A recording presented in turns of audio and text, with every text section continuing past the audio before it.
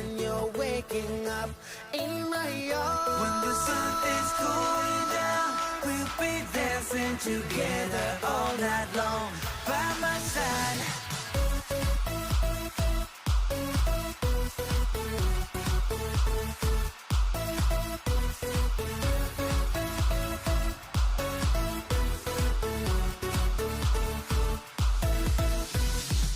So if you feel passion as I do, let the world know our love is true. It's time for you, let yourself go. If you don't take this chance, you never know, never know. If you wanna be my dream come true, I will open my arms just for you. Lose myself when I look at you. My feelings are true, oh so true. When the sun is rising up, I'll be there for you when you're waking up in my arms. When the sun is going down, we'll be dancing together all night long by my side.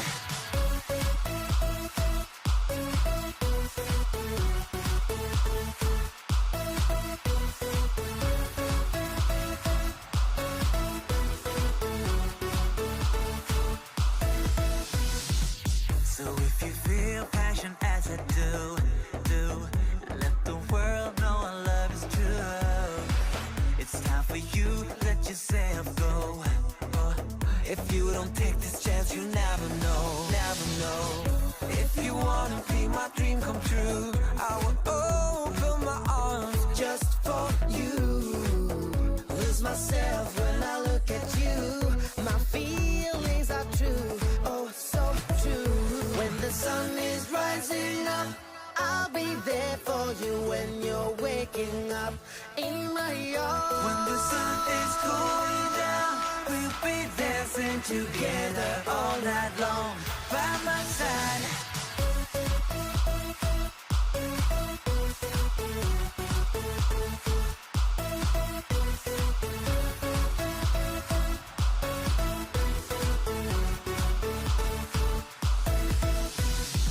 So if you feel passion as I do, let the world know our love is true.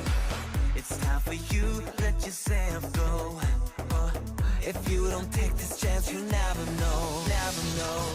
If you wanna be my dream come true, I will open my arms just for you. Lose myself when I look at you. My feelings are true, oh so true. When the sun is rising up, I'll be there for you when you're waking up in my arms. When the sun is going down, we'll be dancing together all night long by my side.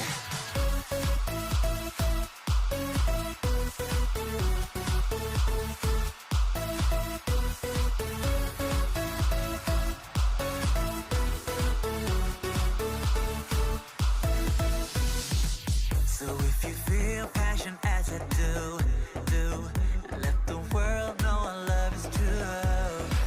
It's time for you, let yourself go. If you don't take this chance, you never know, never know. If you wanna be my dream come true, I will open my arms just for you.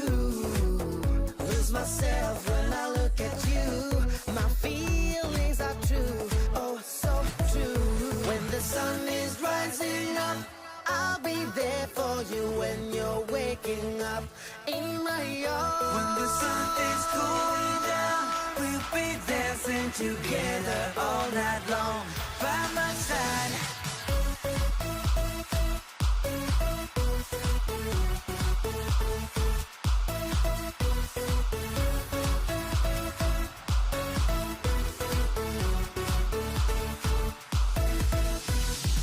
So if you feel passion as I do, let the world know our love is true.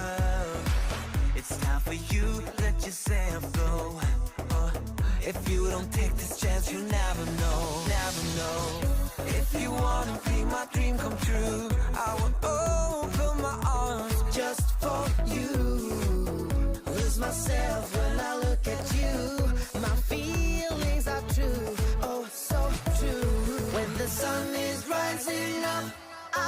there for you when you're waking up in my arms. When the sun is going down, we'll be dancing together all night long by my side.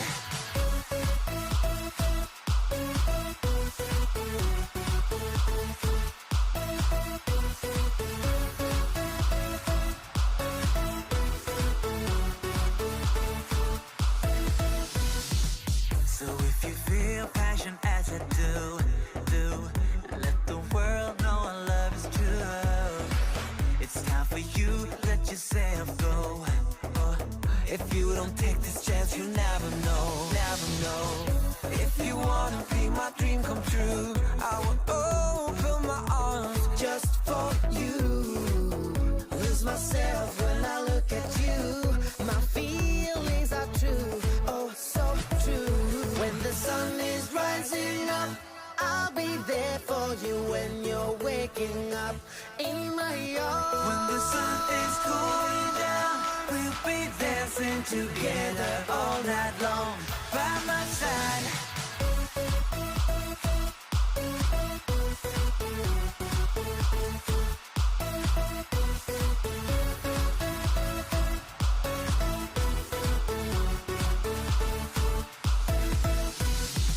So if you feel passion as I do, let the world know our love is true.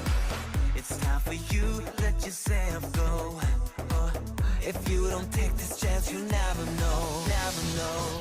If you wanna be my dream come true, I will open my arms Just for you, lose myself when I look at you. My feelings are true, oh so true. When the sun is rising up, I'll be there for you when you're waking up in my arms. When the sun is going down, we'll be dancing together all night long by my side.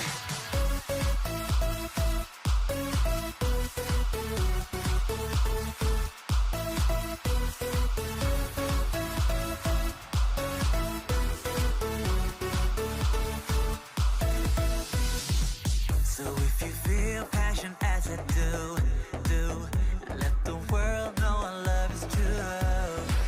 It's time for you, let yourself go. Oh, if you don't take this chance, you never know, never know. If you wanna be my dream come true, I will open my arms Just for you, lose myself when I look at you. My feelings are true, oh so true. When the sun is rising up, I'll be there for you when you're waking up in my arms. When the sun is going down, we'll be dancing together all night long by my side.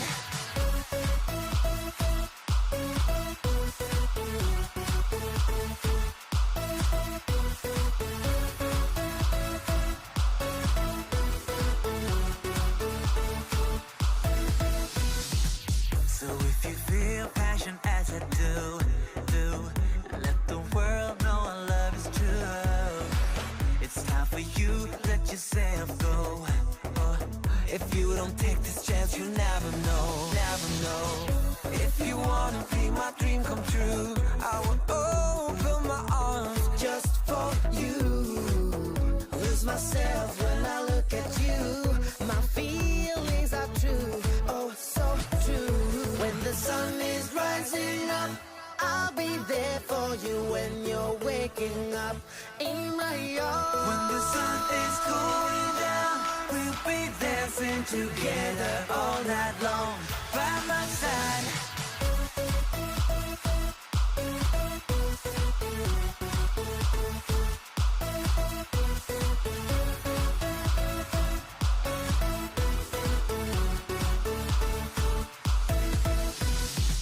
So if you feel passion as I do, let the world know our love is true. It's time for you, let yourself go. Oh, if you don't take this chance, you never know, never know. If you wanna be my dream come true, I will open my arms Just for you, lose myself when I look at you.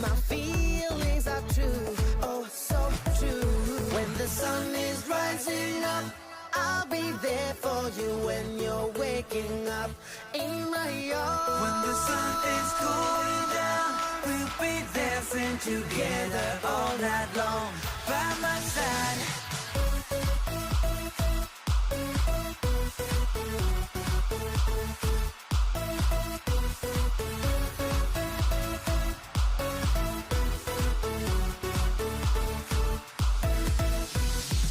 So if you feel passion as I do, let the world know our love is true. It's time for you, let yourself go. Oh, if you don't take this chance, you never know, never know. If you wanna be my dream come true, I will open my arms Just for you, lose myself when I look at you. My feelings are true, oh so true. When the sun is rising up, I'll be there for you. When you're waking up in my arms. When the sun is going down, we'll be dancing together all night long by my side.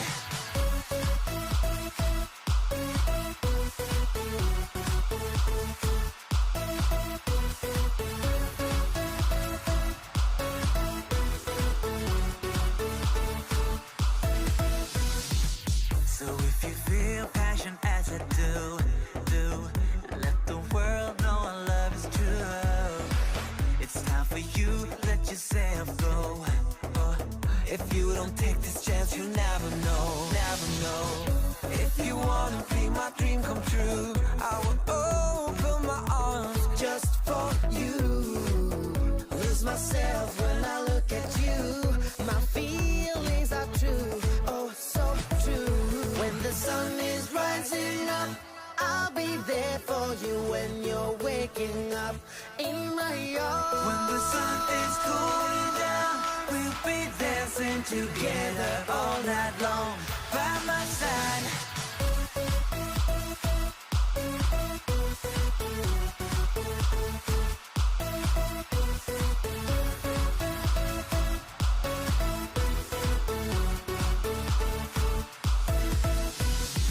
So if you feel passion as I do, let the world know our love is true. It's time for you, let yourself go. Oh, if you don't take this chance, you never know, never know. If you wanna be my dream come true, I will open my arms Just for you, lose myself when I look at you. My feelings are true, oh so true. When the sun is rising up, I'll be there for you. When you're waking up in my arms. When the sun is going down, we'll be dancing together all night long by my side.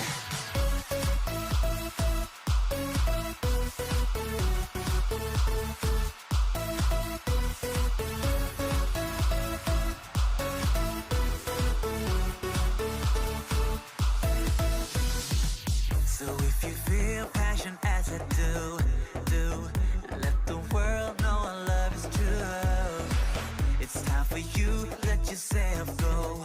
Oh, if you don't take this chance, you never know, never know. If you wanna be my dream come true, I will open my arms Just for you, lose myself when I look at you. My feelings are true, oh so true. When the sun is rising up, I'll be there for you. When you're waking up in my arms. When the sun is going down, we'll be dancing together all night long by my side.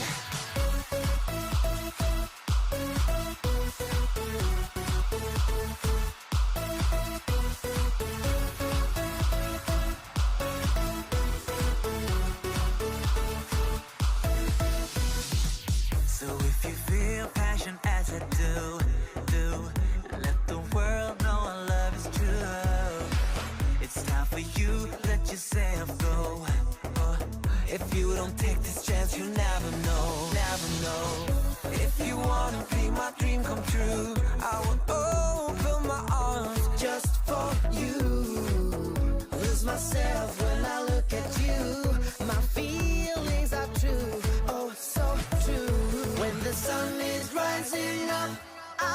there for you when you're waking up in my arms. When the sun is going down, we'll be dancing together all night long by my side.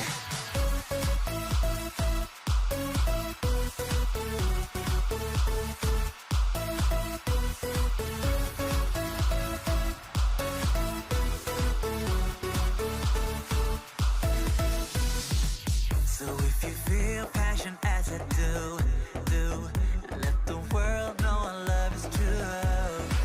It's time for you, let yourself go. Oh, if you don't take this chance, you never know, never know. If you wanna be my dream come true, I will open my arms Just for you, lose myself when I look at you. My feelings are true, oh so true. When the sun is rising up, I'll be there for you when you're waking up in my arms. When the sun is going down, we'll be dancing together all night long by my side.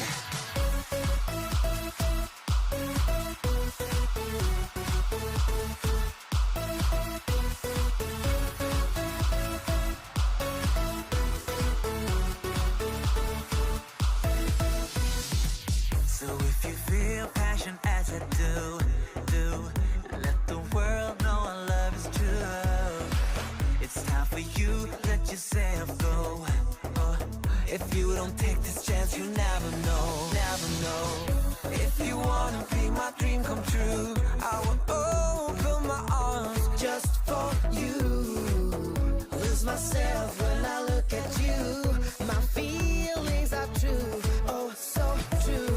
When the sun is rising up, I'll be there for you when you're waking up in my arms. When the sun is going down, we'll be dancing together all night long by my side.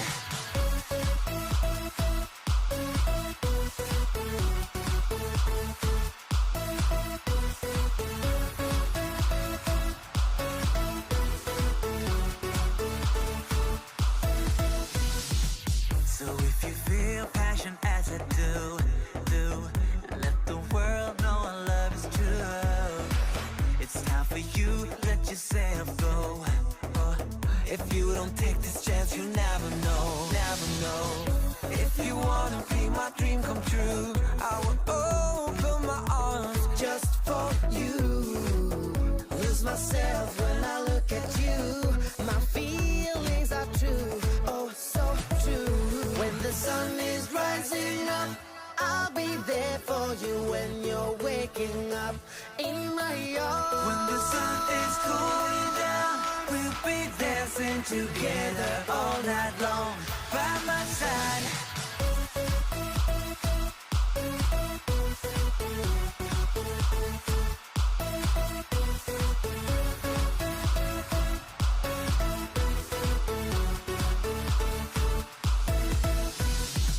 So if you feel passion as I do, let the world know our love is true. It's time for you, let yourself go. Oh, if you don't take this chance, you never know, never know. If you wanna be my dream come true, I will open my arms Just for you, lose myself when I look at you. My feelings are true, oh so true. When the sun is rising up, I'll be there for you when you're waking up in my arms. When the sun is going down, we'll be dancing together all night long by my side.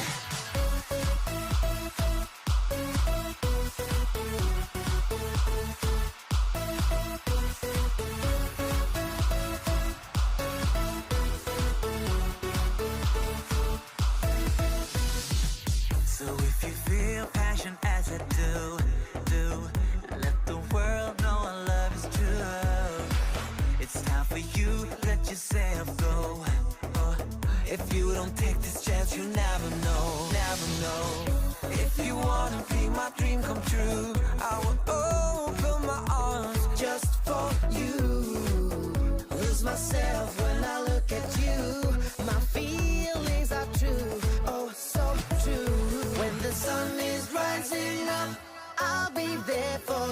when you're waking up in my arms. When the sun is going down, we'll be dancing together all night long by my side.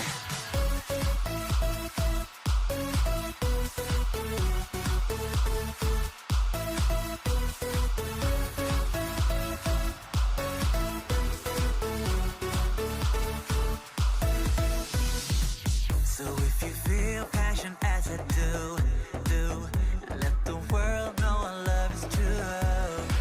It's time for you, let yourself go. Oh, if you don't take this chance, you never know, never know. If you wanna be my dream come true, I will open my arms Just for you, lose myself when I look at you. My feelings are true, oh so true.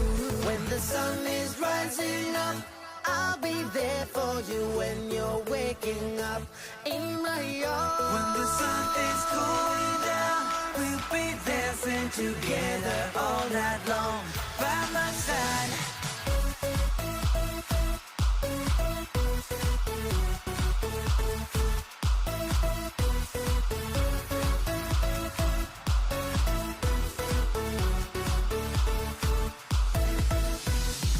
So if you feel passion as I do, let the world know our love is true. It's time for you, let yourself go. Oh, if you don't take this chance, you never know, never know. If you wanna be my dream come true, I will open my arms Just for you, lose myself when I look at you. My feelings are true, oh so true. When the sun is rising up, I'll be there for you when you're waking up in my arms. When the sun is going down, we'll be dancing together all night long by my side.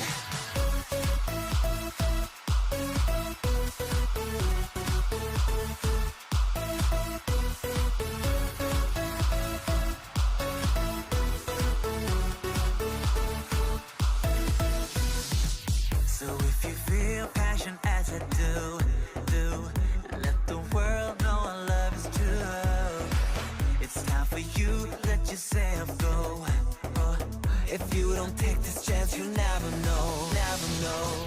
If you wanna be my dream come true, I will open my arms Just for you, lose myself when I look at you. My feelings are true, oh so true.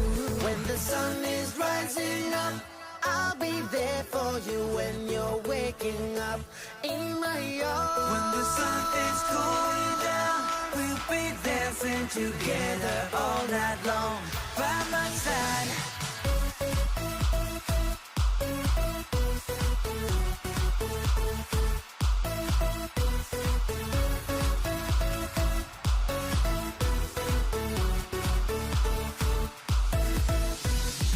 So if you feel passion as I do, let the world know our love is true. It's time for you, let yourself go.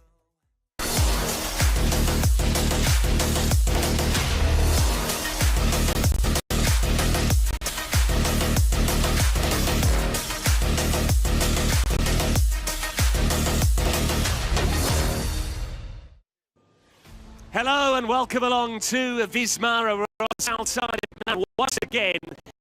Six of the Kings World Cup Nations, Italy 2025.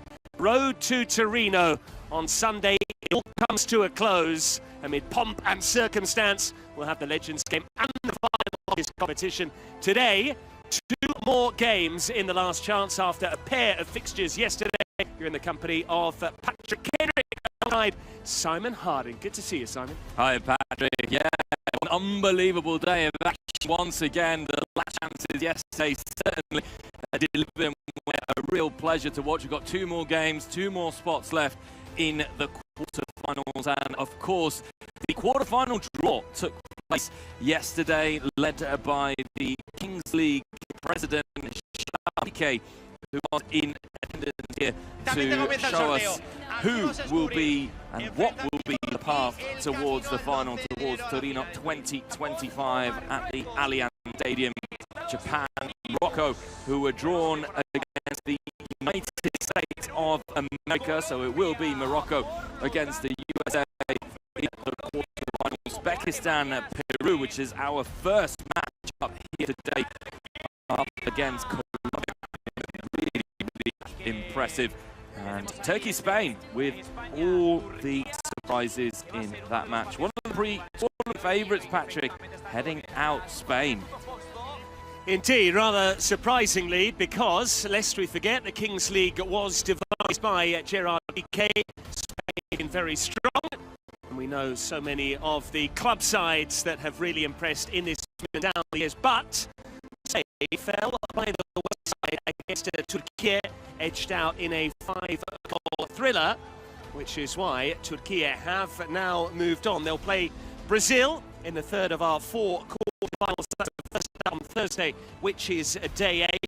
Tomorrow, Wednesday, sees Colombia against the winner of Uzbekistan and Peru, which we'll see at 6 o'clock this evening. USA-Morocco is a confirmed fixture, as is Brazil-Turkey. Finally, Argentina against the winners of Germany and Mexico.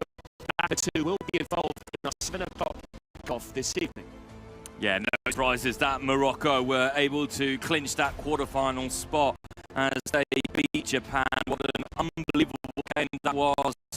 Nadia Lua, the Corona de Oro, featuring for the Atlas Lions alongside Fad 80, who's been really impressive for Morocco. Plenty of other players who have shone for the Moroccans, and they were able to take the game by storm against Japan with a very fast start in that game in particular.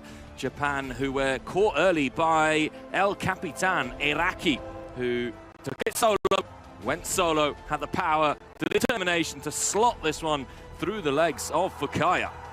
And the balance as well, and after that, it was very much the Nadir show after his star turn when Morocco played their second match, which is what booked them in the last chance in the first place. Nadir latching on at the back post there to steer it home, and as ever, so much support for Morocco. The same is true of Peru. Incidentally, we've already fans that have started to fill up Wismar. Japan would respond, they get a goal through Enjo, making the most of this particular situation. A reminder of the format: we play with reduced sides for the first 5 minutes, and then the final 2 minutes of the first half after a dice is rolled. But eventually Morocco would just have too much. It was at one stage 2 apiece after Junichi scored his presidential penalty. Who was there to score? That man again, Nadir. Yeah, Nadir giving the Moroccan fans something to hear about. We've spoken about Junichi, who came on late in that second half to try and turn things around after Fouad had scored Morocco's fourth. It was 4-1 at this point for the Atlas Lions, and it was really cruise control for the Moroccans. Then a really dramatic shootout, which was saved by Kaya, one of the best goalkeepers in the tournament. And I have to say, I think goalkeepers, generally speaking, have been the real stars at the tournament. 100%, and as we've seen over the last few days, it is quite challenging to score that shootout. On paper, you'd think it's easy, but it's a lot more challenging than a penalty necessarily is. And there was so much action. Japanese eventually bowing out to Morocco, and credit to Morocco because, lest we forget, they actually lost their first match of the tournament, only to come roaring back, beaten 4-1 by Colombia.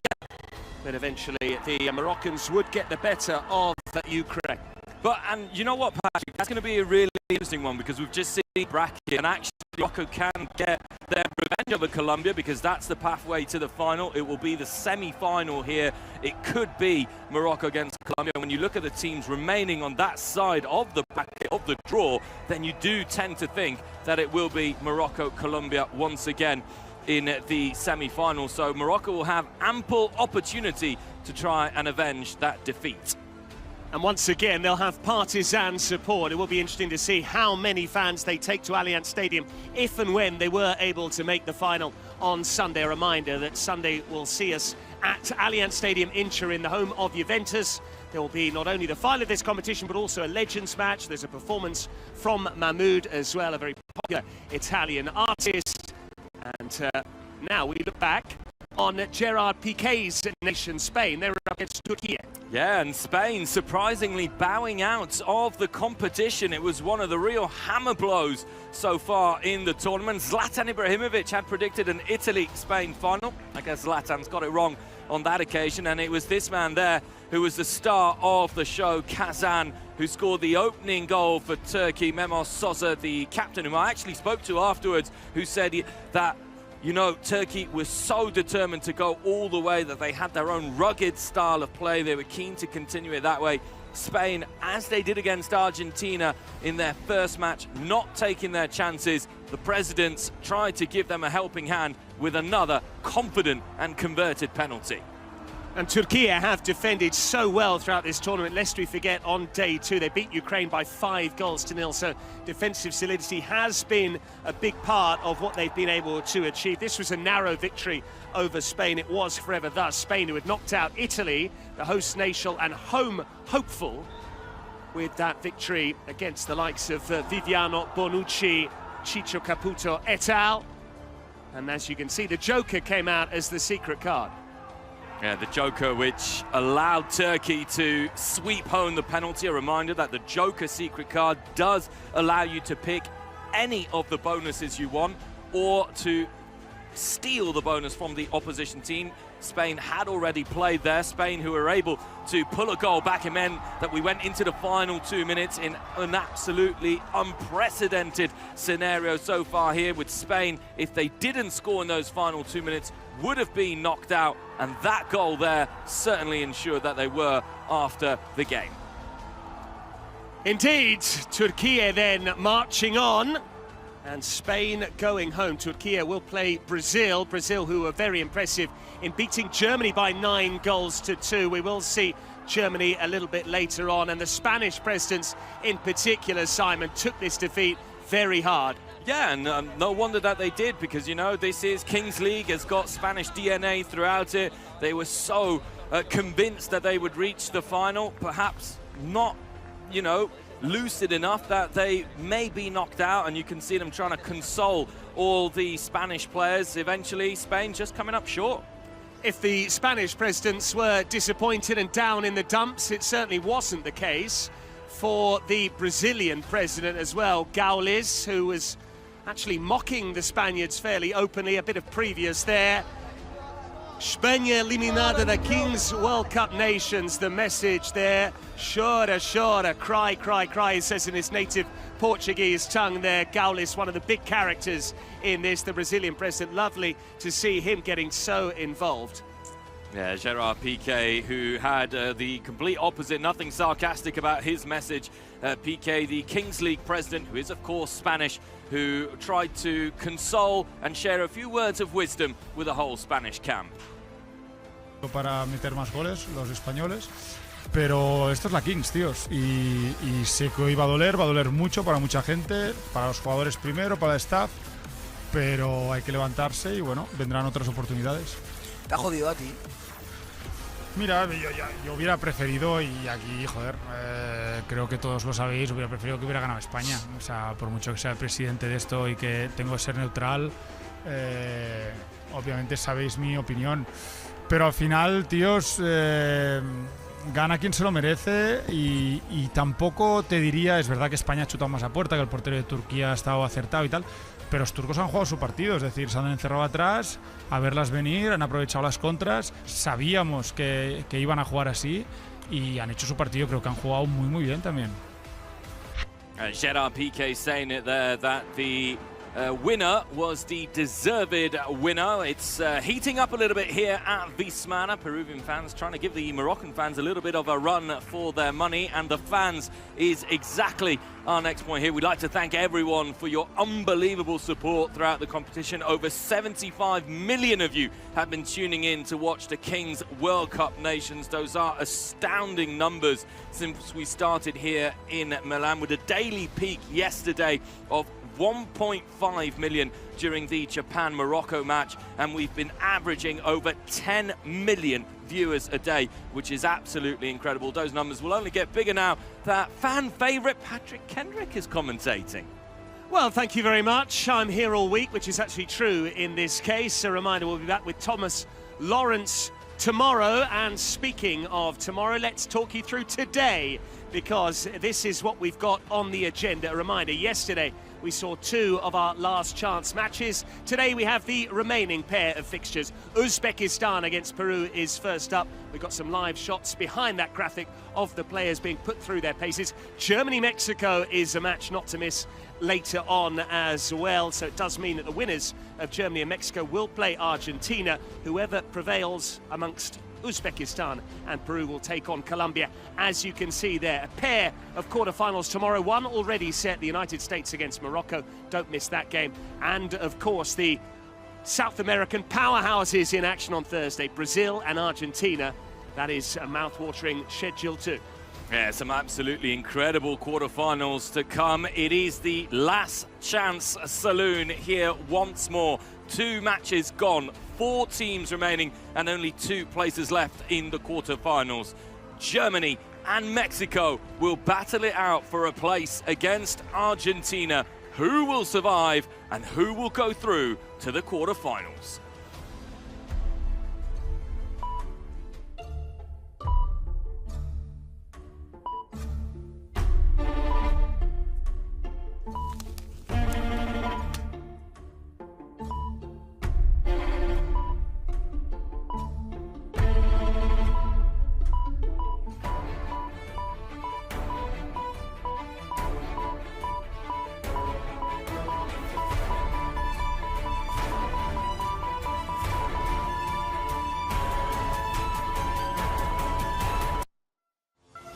There is a cure for only one patient in the match between Germany and Mexico. That's certainly one to watch a little bit later on. Speaking of which, Germany have made it thus far, thanks to winning 1 game and losing another. The Germans were in action against Brazil most recently. This was them making an excellent start to proceedings, courtesy of Noah Jones, but after that it was one-way traffic for the Seleção. Andres Vaz scoring then. On came the president and deposited it from 12 yards, and Germany were pretty much blown away, especially once Kelvin took over. That was a fabulous finish, and then it was the Kelvin show. Ended up scoring a hat-trick, the man with the armband. This was a gift for him, a player of his talents. Germany, gluttons for punishment really, the way they were defending. They would get a semblance of respectability about the score, but Germany were able to win their first match against Peru, Simon. Yeah, absolutely, Patrick. And you know what? You can see Mo Leitner. He was one of the big stars in that game against Peru because he was able to turn it around. We're going to see Peru in action shortly against Uzbekistan. Not an easy team to play against. The Germans with their traditional efficiency, shall we say, against Peru, being able to get the better there of the Peruvians, and eventually that match got them into the last chance. As for Mexico, well, we are familiar with their battles against the United States in the 11-a-side game. Who can forget how they've been talking about 2-0, the United States, when they have been chiding the Mexicans over past meetings. But Mexico were able to bounce back after their 4-2 defeat to the USA, coming out on top, and handsomely so, when they played their next match against Saudi Arabia. The Saudis were a little bit ill-disciplined. They would benefit from an own goal, though, which gave them a little bit of hope in that match. But the game would really hinge on a bit of curious tactics here, when the player decided to just leave the ball unattended in the centre circle. Obed Martinez pounced, much to the joy of Thomas Lawrence. and that was in the last 2 minutes of the first half. It is understandable, this is a new game to lots of these players who have come from elsewhere, and so they're still getting to grips with the unique rules and skill set required for Kings League. That wasn't a great bit of defending either, and that's when Mexico really sees the advantage. They would eventually hammer home the advantage by scoring a couple of times in the double goal period. Obed Martinez in particular starring, and that took him up near the top of the goal scoring charts.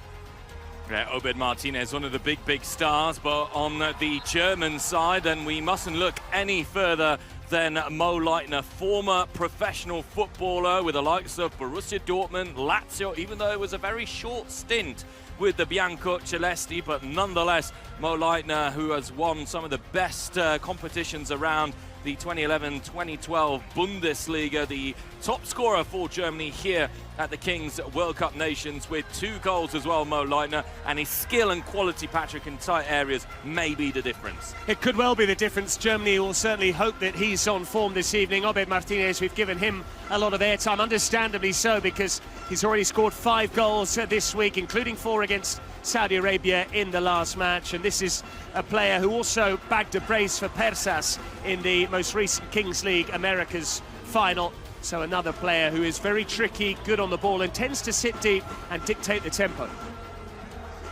Yeah, and Obed Martinez, who will have a new fan in Thomas Lawrence, who's tuning in just to watch Obed Martinez today.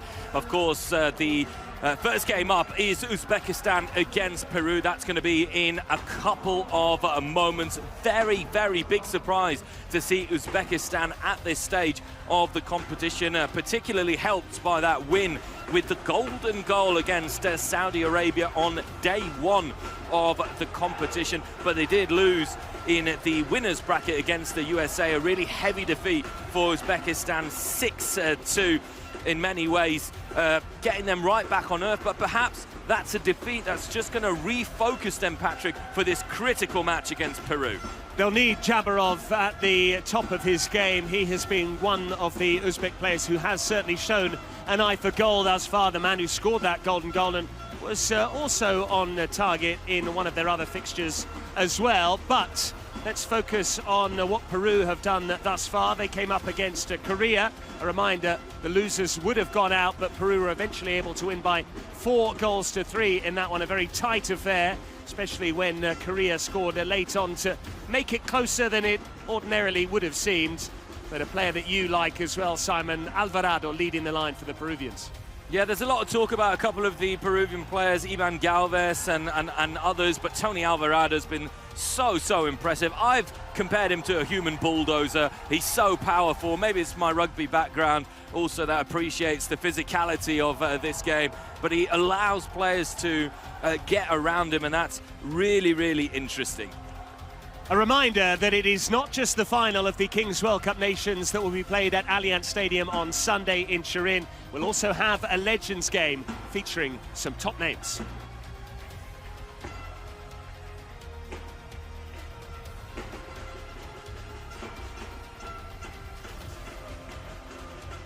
Well, we can see here that there is the Uzbek star man, Jabarov, who is going to be one of the biggest dangers for Uzbekistan going into this game.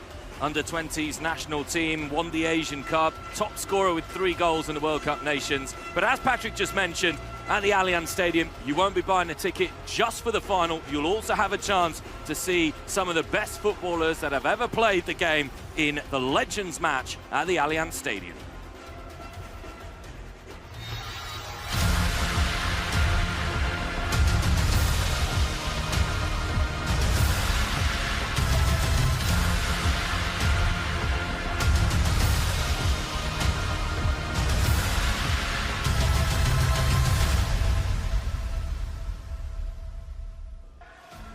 There you can see it, the Legends against Streamers match, which will feature Buffon and Casillas, 2 of the best goalkeepers of all time, Sergio El Kun Agüero as well, plus Andrea Pirlo.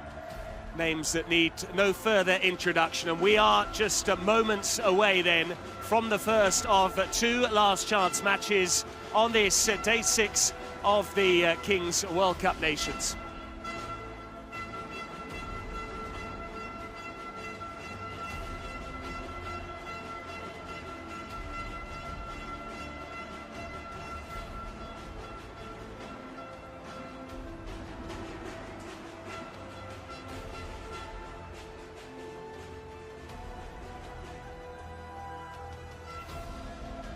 Well, we're going to have game one. Uzbekistan, the last to join the World Cup. Many thought they didn't belong, but they were wrong. Now they are here and ready to silence anyone with doubts, proving with goals and spectacle that they deserve their place.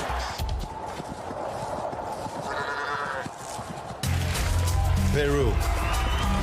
No one counted on them until our entire community said enough. The power of the masses brought Peru to the World Cup in Italy. The rest of the journey must be done by the players. It is Uzbekistan against Peru, the first match of the day, the first last chance of the day, and we will have the national anthems in just a moment.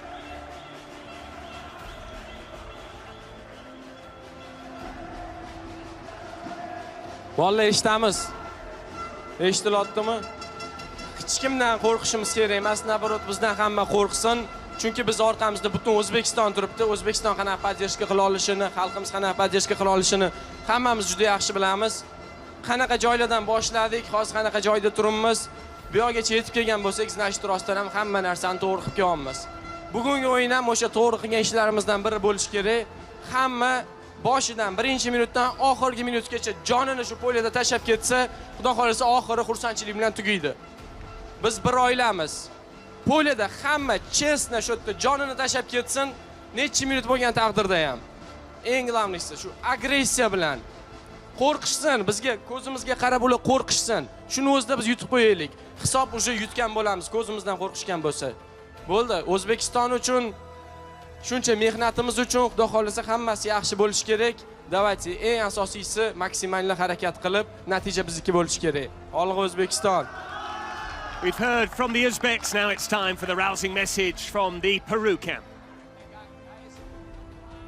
Bueno, muchachos, hoy día es un día perfecto para sudar la camiseta. Hoy día es un día perfecto para ganar y para llevarle esa alegría a todas nuestras familias.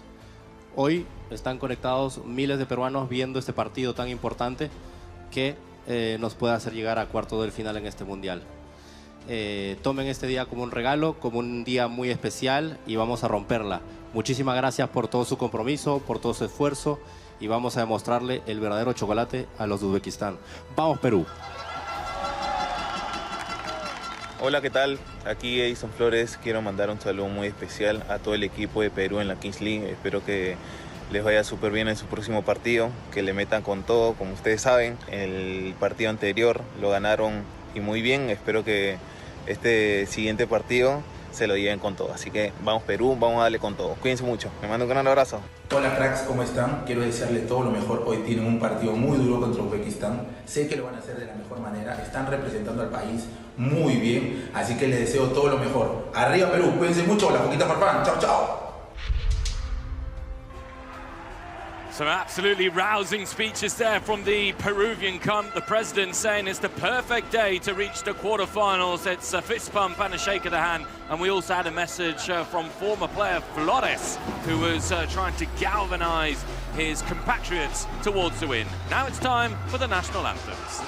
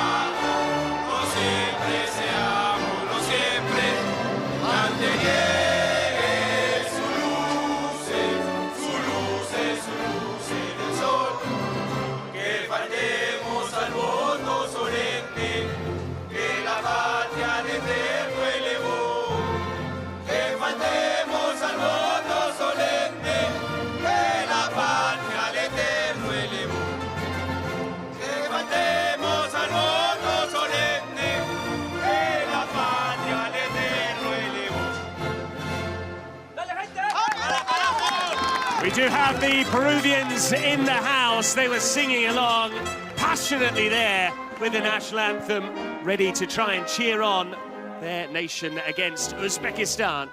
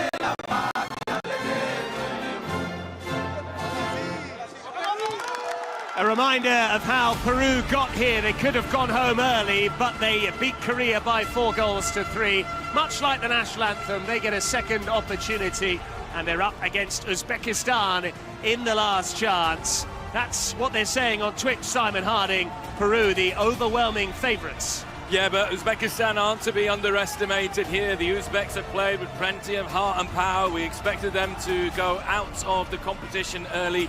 They were able to turn things around against Saudi Arabia. So perhaps that 10% winning chance is a little bit harsh, certainly from my perspective.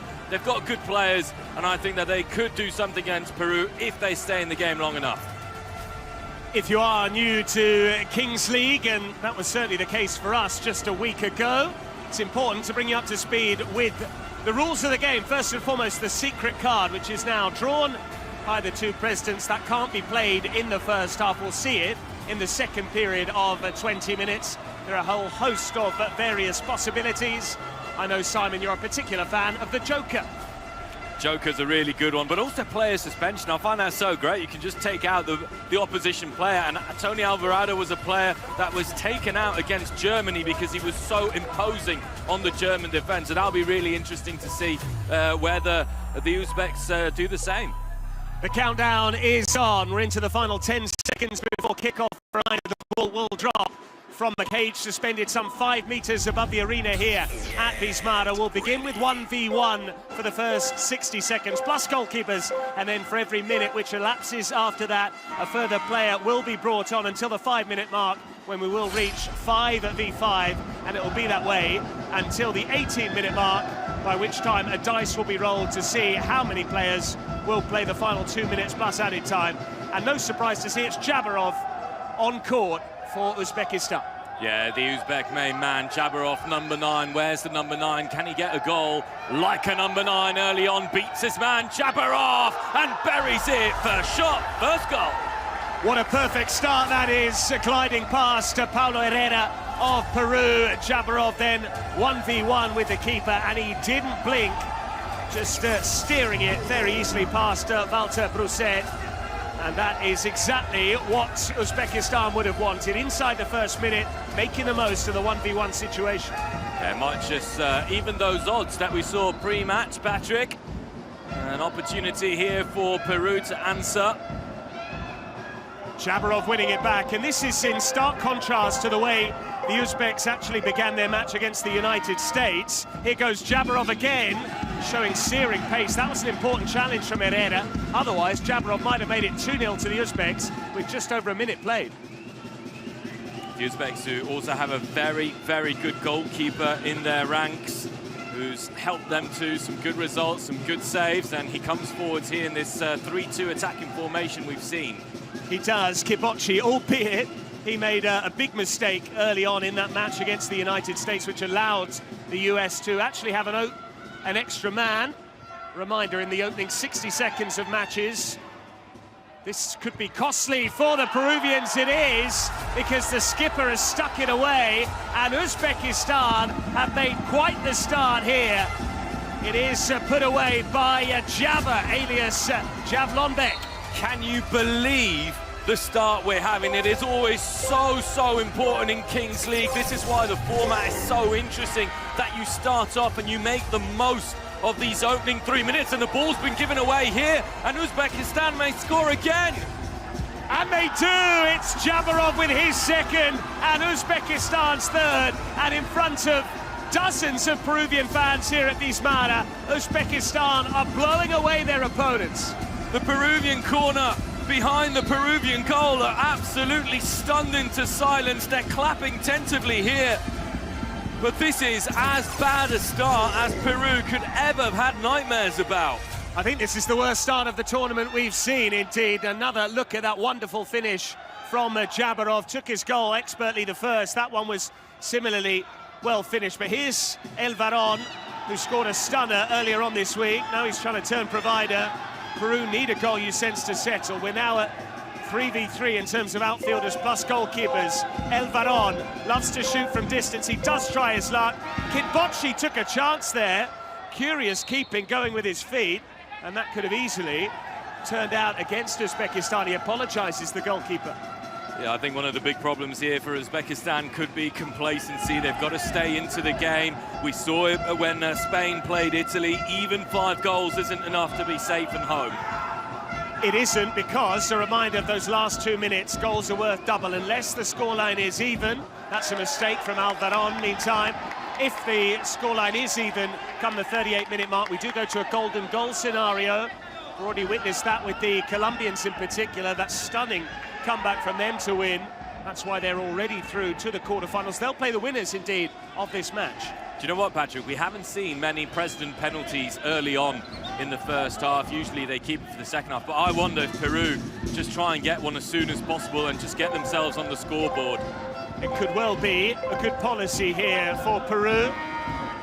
And to think they had those really stirring messages pre-match from a couple of big names in the shape of Edison Flores and Jefferson Farfan, the latter more than 100 caps for his country at 11-a-side level. But here in the Kings League, Uzbekistan are showing that they are not to be underestimated. Beat the Saudis. They were comfortably beaten by the United States, but then again, the US won both of their matches to set up that quarter-final match with Morocco. A reminder, that will be the second game tomorrow. And that nearly broke the way again of that man wearing 10, Javlonbek, the scorer of the second goal. Jefferson Farfan played for Schalke, didn't he, Patrick? He did indeed, and PSV Eindhoven, if I remember rightly. El Varón. El Varón's the only one who's trying, though, at the moment. This is one of the big important things in Kings League. You've got to get your shots away. Alvarado, my main man. Can Tony do it? Not on that evidence, but there's a long way still to go. Peru now getting their big hitters on the pitch. Sot Portilla, who at one stage had what he thought was a goal disallowed. The whistle had already gone there, and that's why the referee is going to step in. The match official for this one is Miguel Angel Moreno. Yeah, the referee who just makes sure here that the Peruvian player is okay. Caught it in the sore one, or in the sore area, I should say. Peru, 5 minutes 30 in, still without anything to show for their tentative early endeavours. Simon, I was talking to our colleague Thomas the other day about what a big Peruvian population there is in Milan. Not sure whether you've been able to sample some of their cuisine. There are several very reputable eateries of a Peruvian persuasion in Milan. If you've not already been, I can recommend El Hornero near Lambrate Station. I've not been to El Hornero, but I have to say that I'm quite fortunate. El Varón tries his luck. They're asking for a penalty. The referee's given a free kick, I think, on the edge of the box. El Varón saying that the opposition player was inside the box and therefore it should be a penalty.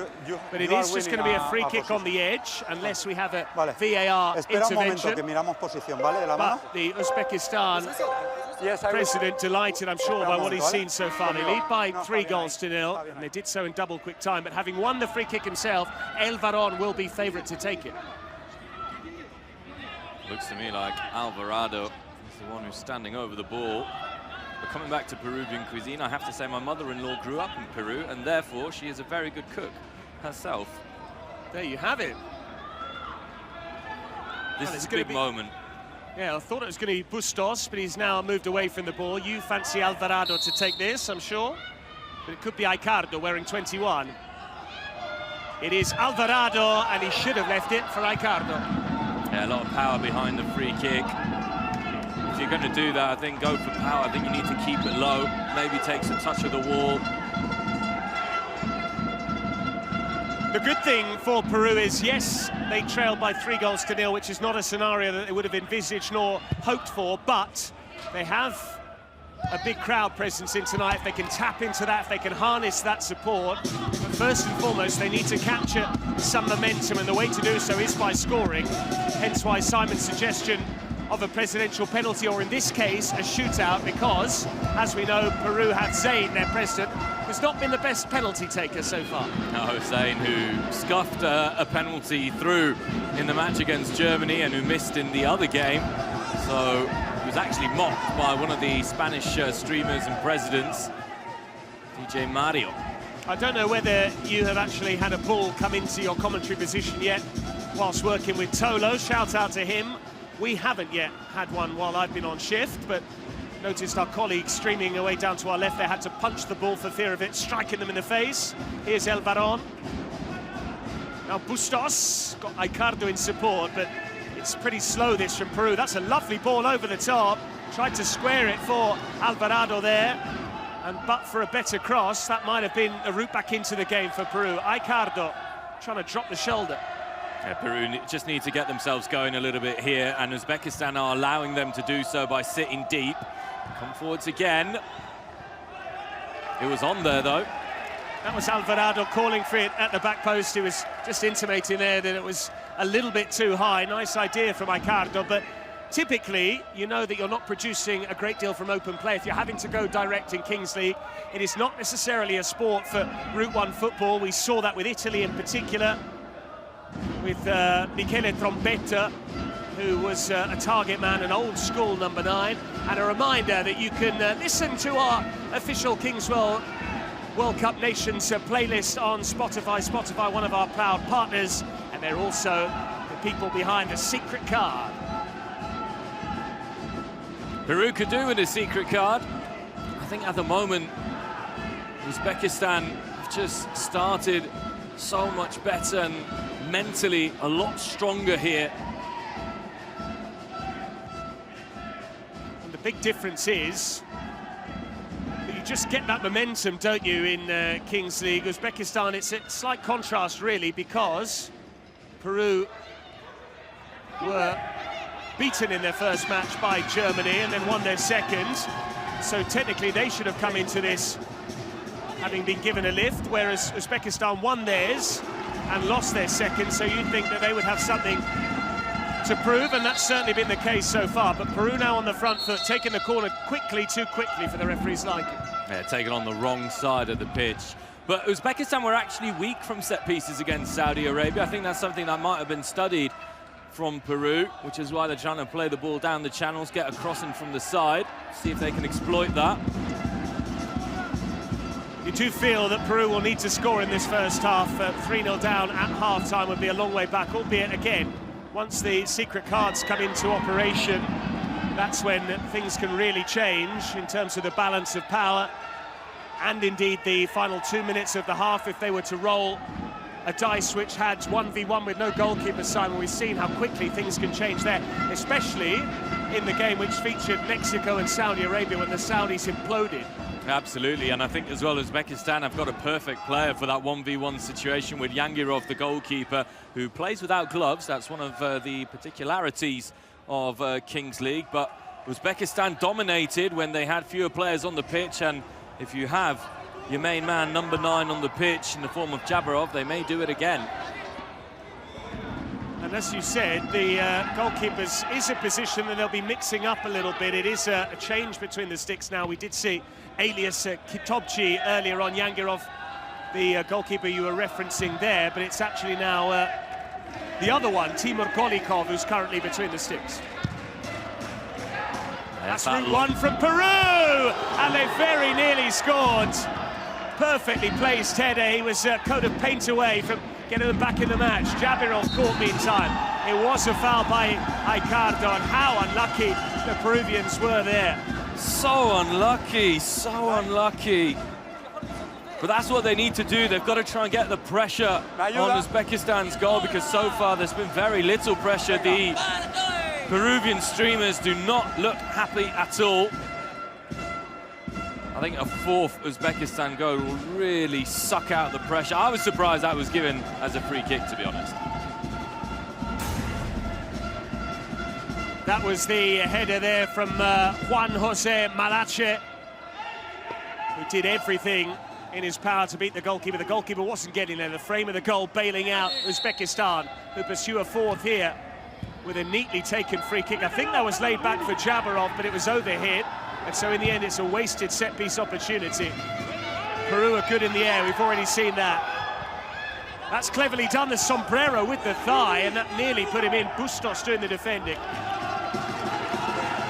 Too shaky at the moment, Peru, Patrick.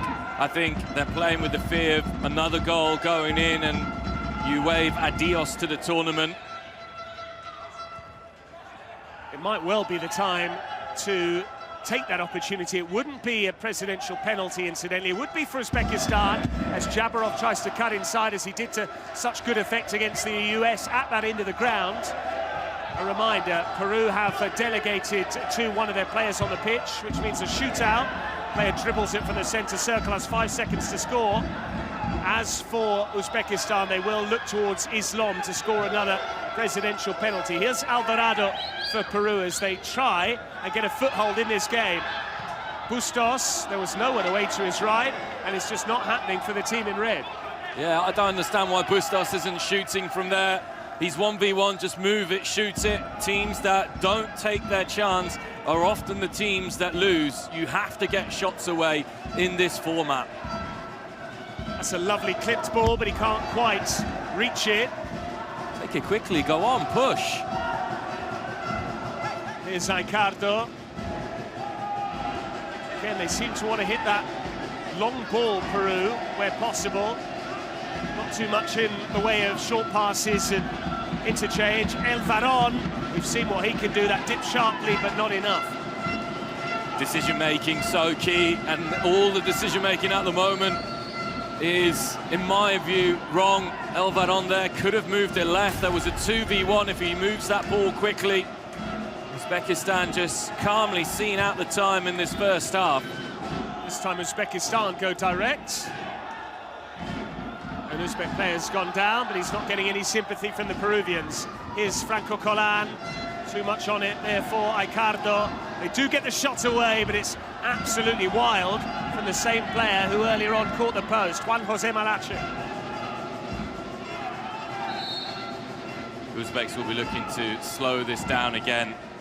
If they can get a 2v2 in the dice roll, which is coming up in just 3 minutes, the Red Bull energized dice roll, then Uzbekistan will feel that they've got 1 foot in the quarterfinals, where they will play against Colombia, one of the pre-tournament favourites.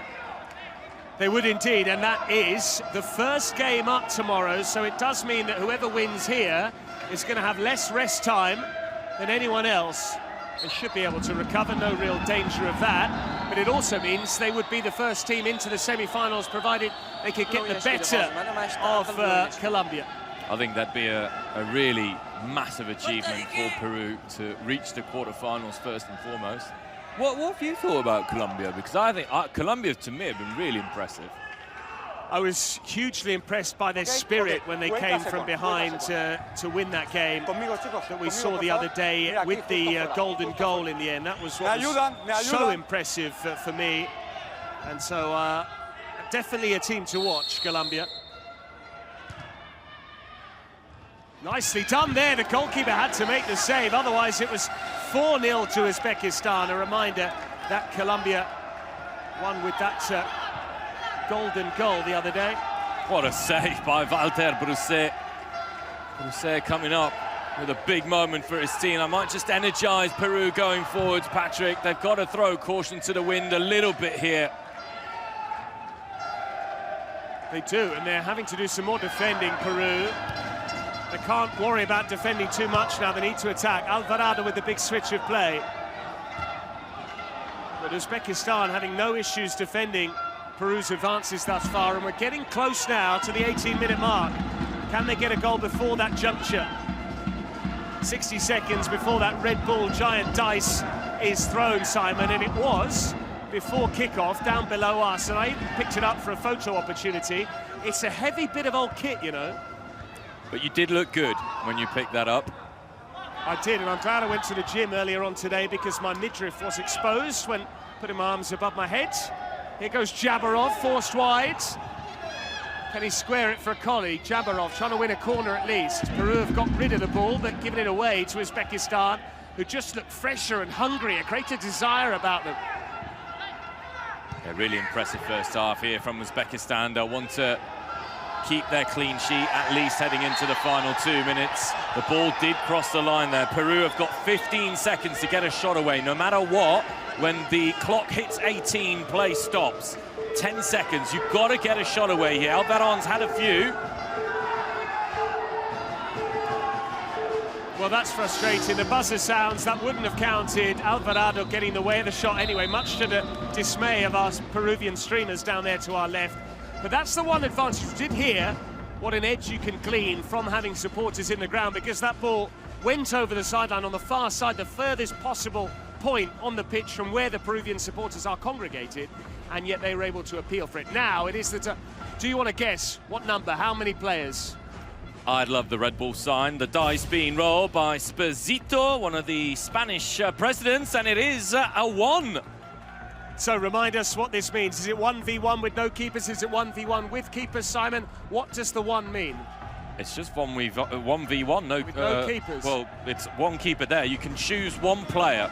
So the keeper is going on, and it is Yangirov. It's what I was saying to you before. He's very good with his feet, and you cannot save with your hands in this situation. You can only kick the ball from inside the centre circle. Yangirov has already scored from this position, Patrick. And on the other side, Elvaron. Indeed, and... what do you reckon?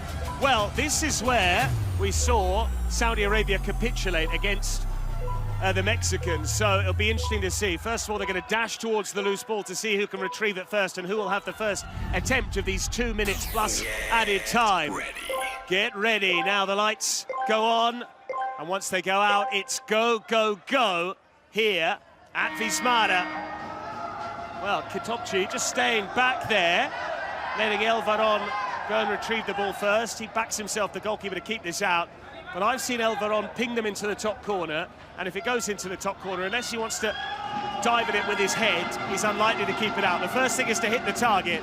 Elvaron tries to do exactly that, and he has kept it out with his head, but the rebound has gone straight to the Peruvian player.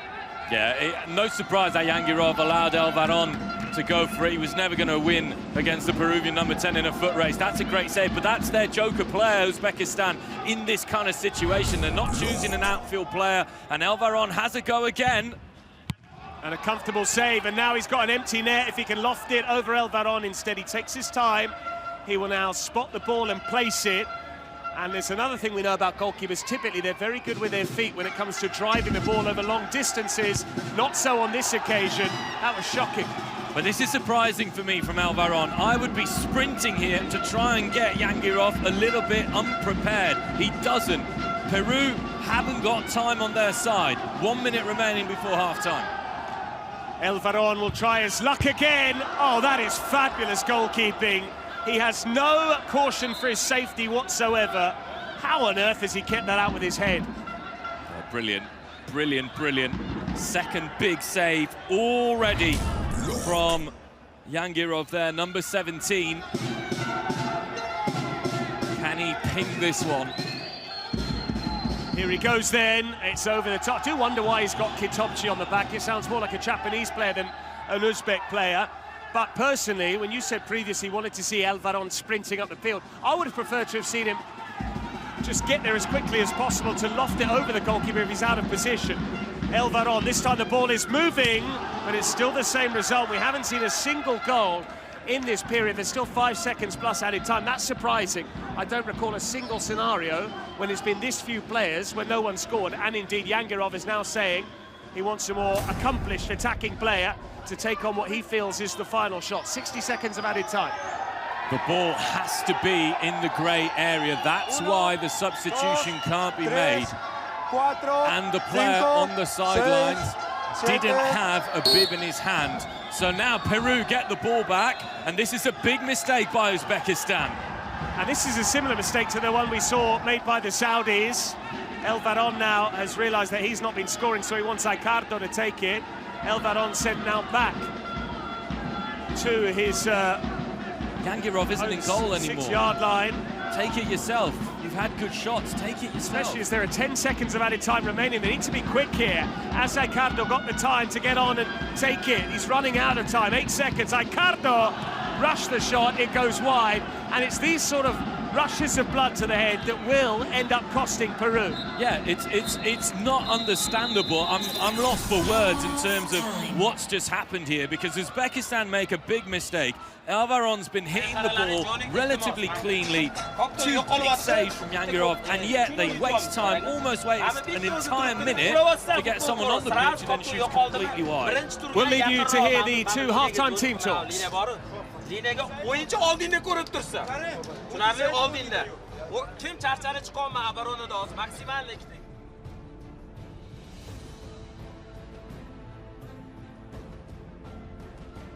Contamos contigo o no contamos contigo. Contamos contigo, no contamos contigo. Malache, aguantas, Malache. Vas, por favor, compites allá arriba y nos olvidamos de esto. Vale, vámonos. Lo competimos en el centro.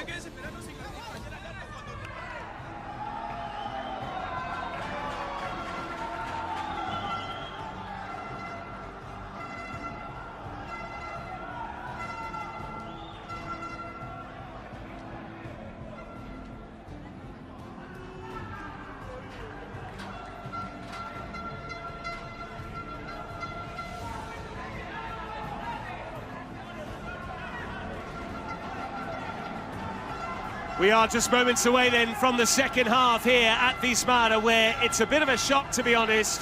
Plenty had Peru as the favourites for this, maybe because they're more active Twitch users and they were voting in their numbers. They've certainly outnumbered the Uzbeks in terms of representation amongst the supporters. But then again, the fans here are locals, many of them from Milan. But Peru conceded 3 goals early on in the first half. They haven't yet responded, Simon Harding, and that's why Uzbekistan are big favourites to go on and win this. But Alvarado nearly fed it through with the first passage of play in the second period. Yeah, I think Alvarado's won the ball back there. No, it's an Uzbek. His speed took him over the sideline. Peru have just... They've got to start shooting more. They've got to try and do a little bit more. Uzbekistan far, far better, Patrick, in the exchanges, and solid, as we have seen from the start of the tournament. Indeed, and if Uzbekistan do end up going through to the quarterfinals and they can make a start like they have today, they could really cause problems for Colombia, because Colombia were trailing against Turkey, lest we forget, and in the end, they came back from 2-0 down to win 3-2 with that golden goal. So there's certainly scope for Uzbekistan to build an unassailable lead. They might already have that here. They would certainly go a long way towards the quarterfinals if Jabirov could score this free kick. Instead, it's his colleague, and it is straight at the goalkeeper. Not a bad try, nonetheless, from Rachmanov. But here's Segara going down. That should be sin bin, Simon. That is a warning for simulation. Absolutely atrocious. That's right in front of us as well, so we had a bit. Watch this. Ole. A reminder of the sin bin situation as well. If you get a yellow card, you are off the pitch for 2 minutes. If you get a red, you are without a player for 5 minutes, and that player can play no further part in the game, and they serve a one-match ban. So Segara could have easily been given 120 seconds out of the game there. Jabarov battling away with Aicardo. Peru now throwing themselves into 50-50s. They're trying to make it a more physical battle, but it's the technique and cool head of the Uzbeks that so far come to the fore. Alvarado putting himself about. Segara can't get there. And it's far too easy for Uzbekistan so far.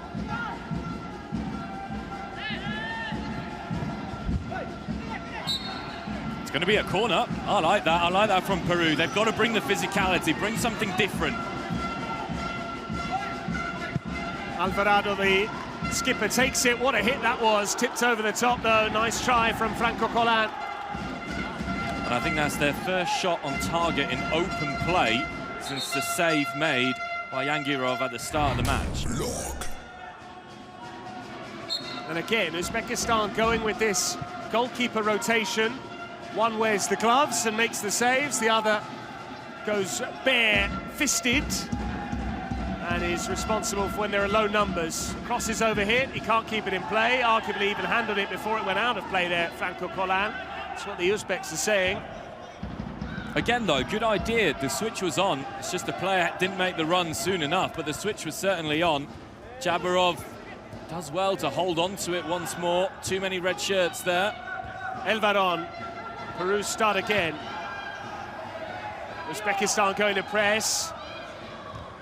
But easily done by Aicardo. Need to move the ball more quickly, Peru, here. It's a little bit laboured and sluggish in possession. More accurately as well. That pass behind the player, you just lose that little bit of momentum. Elvaron, that seems to be their go-to player at the moment. Get the ball to him, ask him to shoot low percentage shots from distance. They're not going to score 3 times with stunners from Elvaron. We have had some cracking long-distance goals. I think you had one in the Argentina game, didn't you? With the goal! I did indeed. That was Facu who scored the goal. And just a reminder here that the final will be played in Turin, and we would like to extend a big thank you to all our sponsors and partners there, the Regione Piemonte, the Comune di Torino, IREN, and the Produzione di Torino rather as well. A big thank you to all our partners who are making it possible to have that final at the Allianz Stadium. And we have a Spotify secret card from, no surprise, Patrick, Peru. Well, Peru need to play it, and trailing 3-0, Simon, what do they need here? Double goal, I would think. Need to somehow get back into the match, need to score, and the double goal might be the policy, or maybe a green armband for Elvaron, someone like that. For Peru. It is the double goal for Peru. And a reminder of those institutional partners, for those of you who don't speak Italian, basically all of the various authorities at a local, city and a regional level, the Piedmont region, Turin City Council, and so on and so forth. They've all been responsible for making this event happen. An event shared between Milan. The bulk of the tournament played here at the Wismar on the south side of Milan, but the final in Turin at Allianz Stadium. Alvarado now trying to barge his way through. Needed more guile than strength there, and it's a goal kick to boot. In itself, the Spotify secret card for Peru is a good one. The problem is they've not scored yet, so there's no point getting a double goal if you're not actually scoring any goals, and Uzbekistan respond with a secret card of their own. I'm saying Joker. Suspension. You take off Elvaron. Number 86. Alvarado, your boy. Has to be. He's the one who causes problems. Elvaron for me. Yeah, but he's not shooting well. He's not doing anything. We saw that in the final 2 minutes of the first half when Elvaron kept missing the target. When he did hit it on target, Yangirov with those fantastic saves with his head, lest we forget. That'll be frustrating for Alvarado. He needs to look at it in a positive light as basically a 4-minute window where he's able to catch his breath. 4 minutes, incidentally, is the time frame that Peru have to try and score a goal, which would be worth double. Uzbekistan will have 4 minutes without the aforementioned Alvarado. It's the worst possible card for Peru, though, Patrick. As soon as you get the double goal, one of your biggest goal threats is off. But they can square it here. Instead, he cuts back. The angle's against him. Only one man to aim for in the middle. Surely they need to pack the box. Why is it only Aicardo that's gambling? You need to take chances. You're 3-0 down. Leave one player back. Leave the goalkeeper back on his own. It doesn't matter.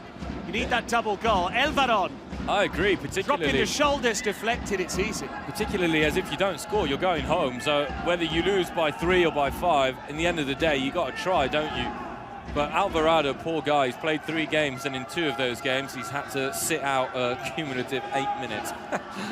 Well, that is also flattery, I guess, as well. It shows that you are not only respected by your opponents, but feared too. That's the case for Tony Alvarado. But very interesting point you made there, Simon, because it's the approach that the Germans took in their game against Brazil.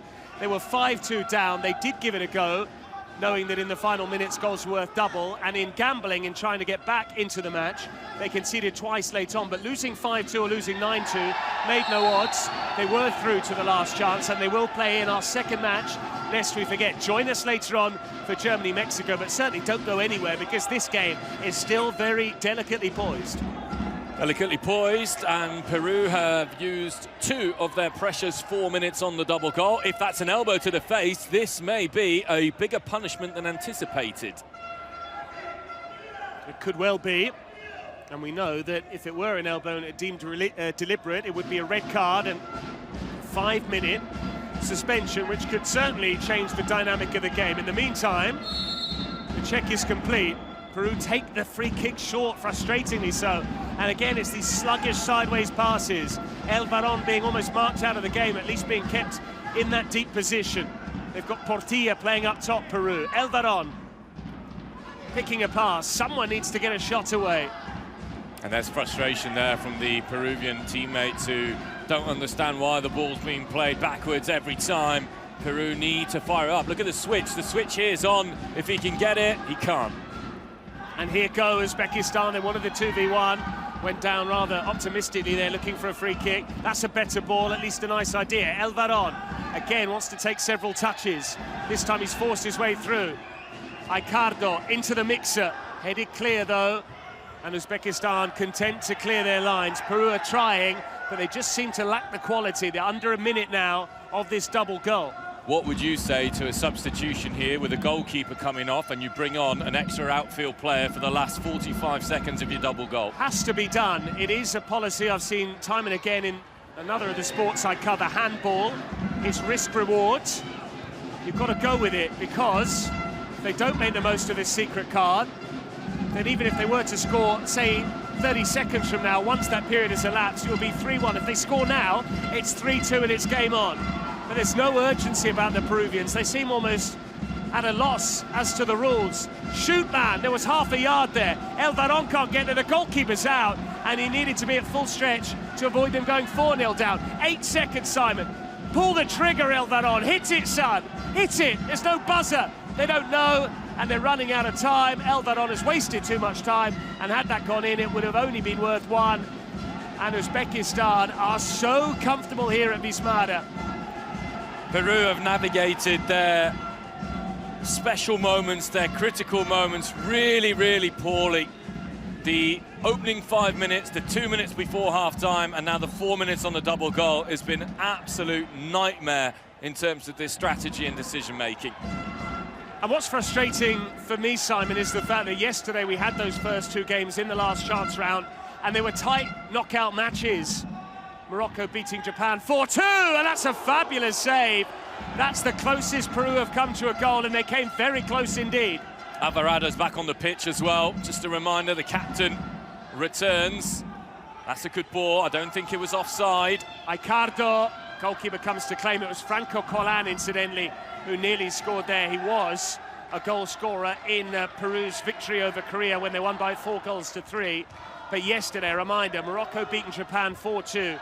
Spain losing out 3-2 to Turkey. This has been one-sided so far.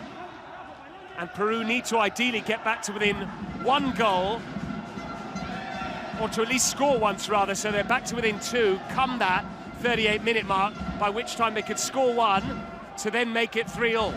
President's penalty starts to become really important. Spilt by the keeper. Alvarado apologises, he nearly pounced there. And Uzbekistan have a President's penalty. Islam has looked very good from 12 yards when I've seen him converting. Whereas Peru, they have a shootout. There's no guarantee they score that either.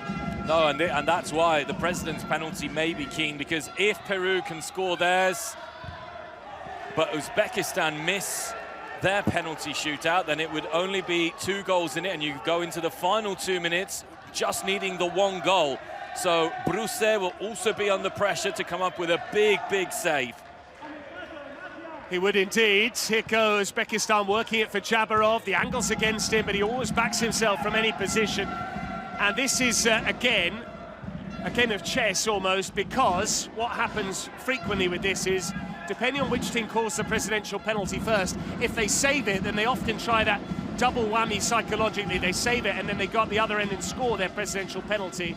So that could be a policy for Peru. They might be waiting for Uzbekistan to play theirs first, but here goes Jabarov. Because the problem for Peru is if they call their shootout, as it would be, and miss it, Uzbekistan still 3-0 up. Maybe they then go and score the penalty. It's almost game over at that stage. Ricardo. The question is, do they really have a choice?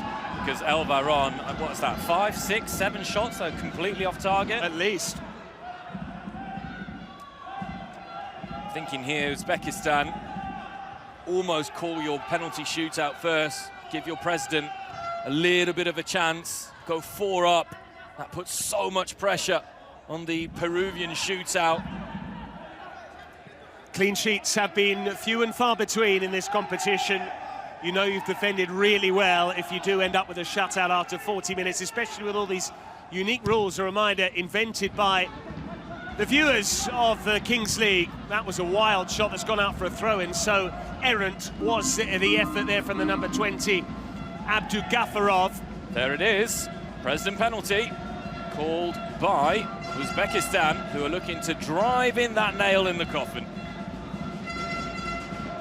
So Peru need that save then from Brusset, as Ricardo calling for it on this near side. El Varón. And if they were to get a save, they do well then to call their shootout immediately. There's a man free on this near side, but Ricardo had run offside. El Varón has it back. Who's going to take the shot on? 2v1, that's a poor pass. It's not working, it's absolutely not working. Well, big pressure now, not so much on the Uzbeks, and it is going to be that man, Islam, who's away to our right. He's about to walk down the steps. Oh, he's getting a jersey ready. Oh yeah, he loves it, absolutely loves it. That's all part of his shtick, all part of his pre-penalty routine. A reminder, this is called the penalty, presi penalty, and it is a unique facet of the Kings League. Islam has the chance now. Jabarov trying to fire up his president, and a big moment here for the goalkeeper, Walter Brusset. We did see Martin Vega play plenty in Peru's most recent match, but it's been Brusset who's been preferred here. Yeah, Brusset had to face a shootout in the game against Germany, which was buried beautifully by Mo Leitner, if I remember correctly. And there's no shake of the hands here. Usually you do see the president and the goalkeeper just bump fists. No, Brusset needs a big save. Islam saved! He got the big save! And for all of those of you wondering why he didn't go and deposit the rebound, he can't. It's like a penalty from a penalty shootout. Brusset with the trailing leg, it went straight down the middle, and if you do go down the middle, Simon, you need to lift it. He didn't. And it's exactly what you were saying, Patrick. Peru have responded immediately with their own president shootout. It will be a shootout, and I would put my money on Tony Alvarado to take that one, because El Varón has not got his shooting boots on today. Brusset. That could have been very costly indeed had Uzbekistan scored there from Rakhmanov from the throw-in. But Peru would love to score before the president penalty here as towards Alvarado, and now we'll see who will take the shootout. Alvarado would probably be the better placed player to do so, given El Varón has frequently missed from inside that centre circle, which is where the shootout will begin from. And it's time now. It's time now for Peru, Patrick. You got to stand up. You've got just shy of 6 minutes remaining in the game. Ricardo, who did score brilliantly against Germany. He did. He's a top player, is this boy, and he needs to show his credentials now. Jesus Honores. 6 seconds to score once the ball moves. A reminder. Peru need to score this. Jesus Honores over the top. It's not even close. It's not even close. Well, someone needs to console him. All of his teammates have just walked beyond him. The cold shoulder from Alvarado, and you have to wonder there, why isn't Alvarado, as the skipper, standing up and saying, I'll take it, I'll take the responsibility? No. After El Varón earlier, this time it was Jesus Honores, alias Aicardo. Here's Alvarado, meantime. I would have loved to have seen him try there with the overhead kick. Franco Collan rushed the shot. He had more time than he realised.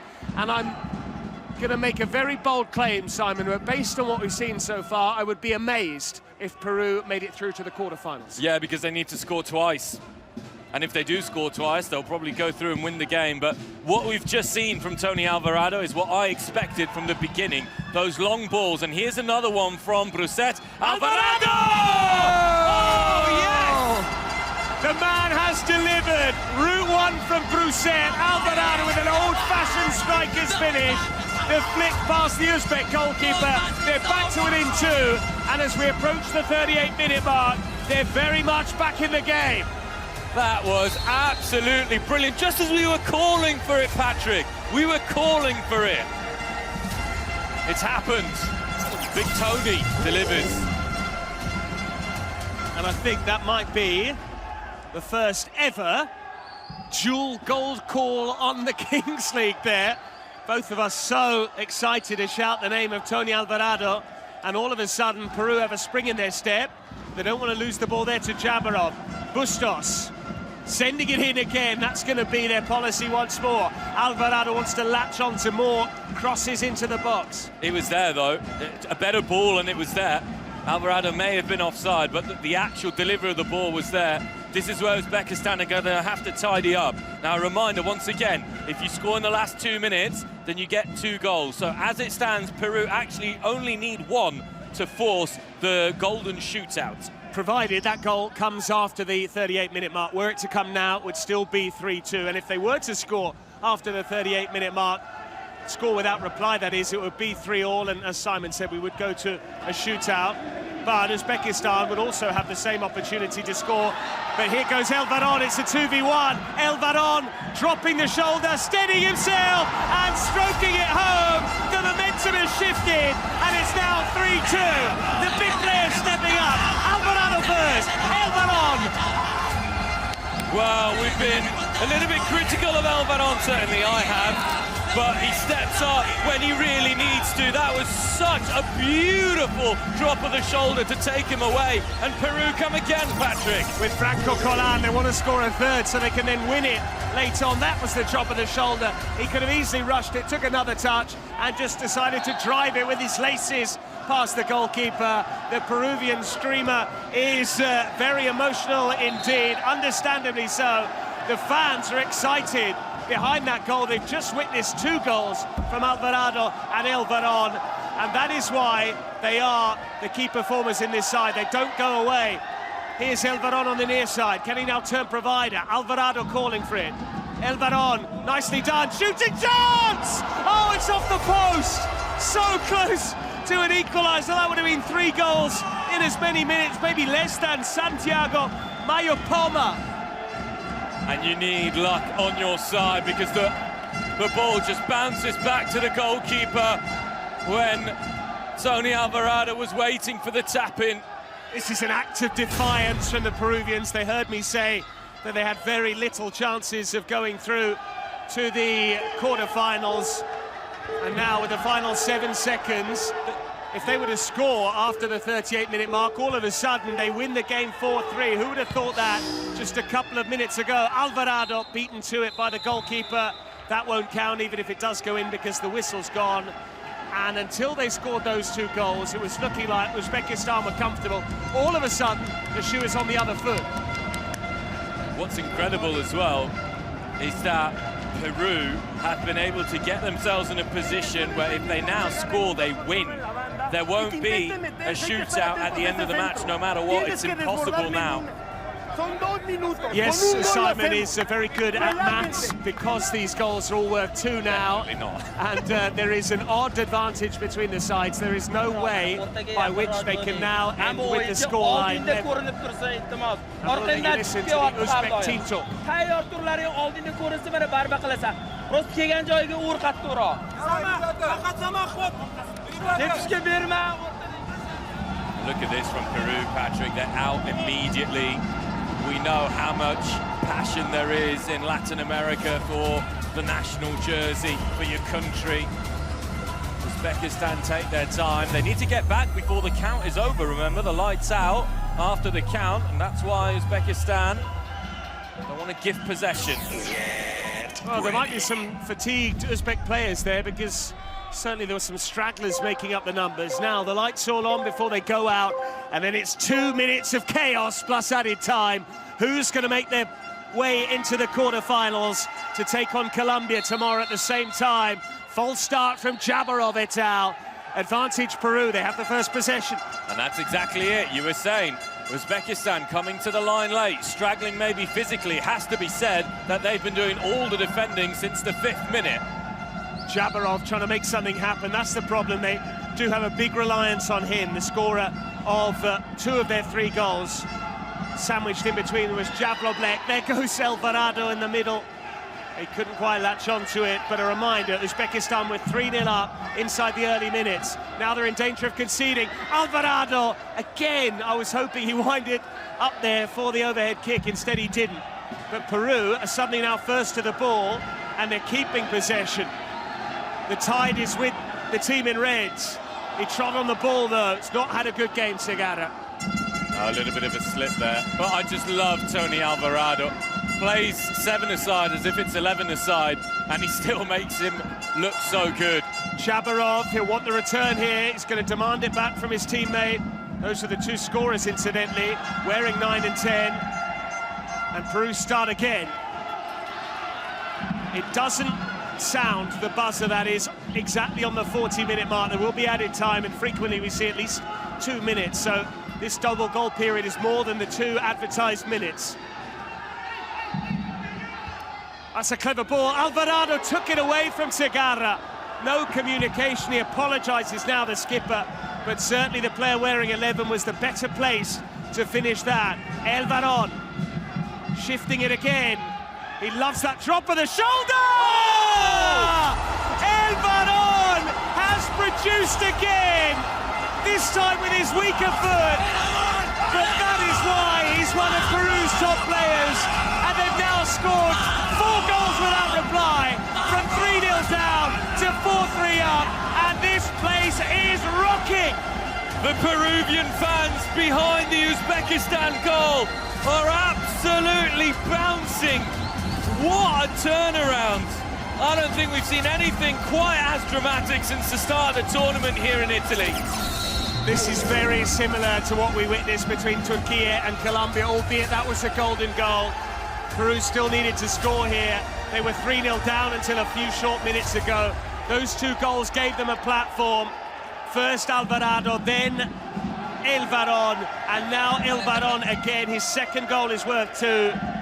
And it does mean Peru have a 4-3 lead. We're now into added time, Simon. There's only 90 seconds to play.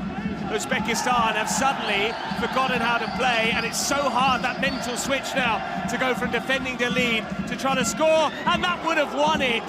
Franco Collan. Yeah, really, really clever effort there.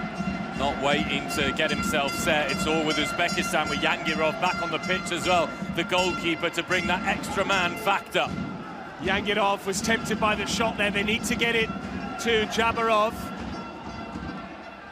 But Jabarov's not even on the pitch, which is surprising, as their main goal threat. That was an attempt on goal from Brusset, with Yangirov being out of goal. He's about to come on, 40 seconds remaining. He's there, he's waiting, he's got the bib in his hand. Substitution's going to be made now by Uzbekistan. Can the number 9 be the hero again? It all changes, of course. If Uzbekistan score, they end up winning it by 5 goals to 4. But if that goes in, it's off target. That would have made absolutely sure.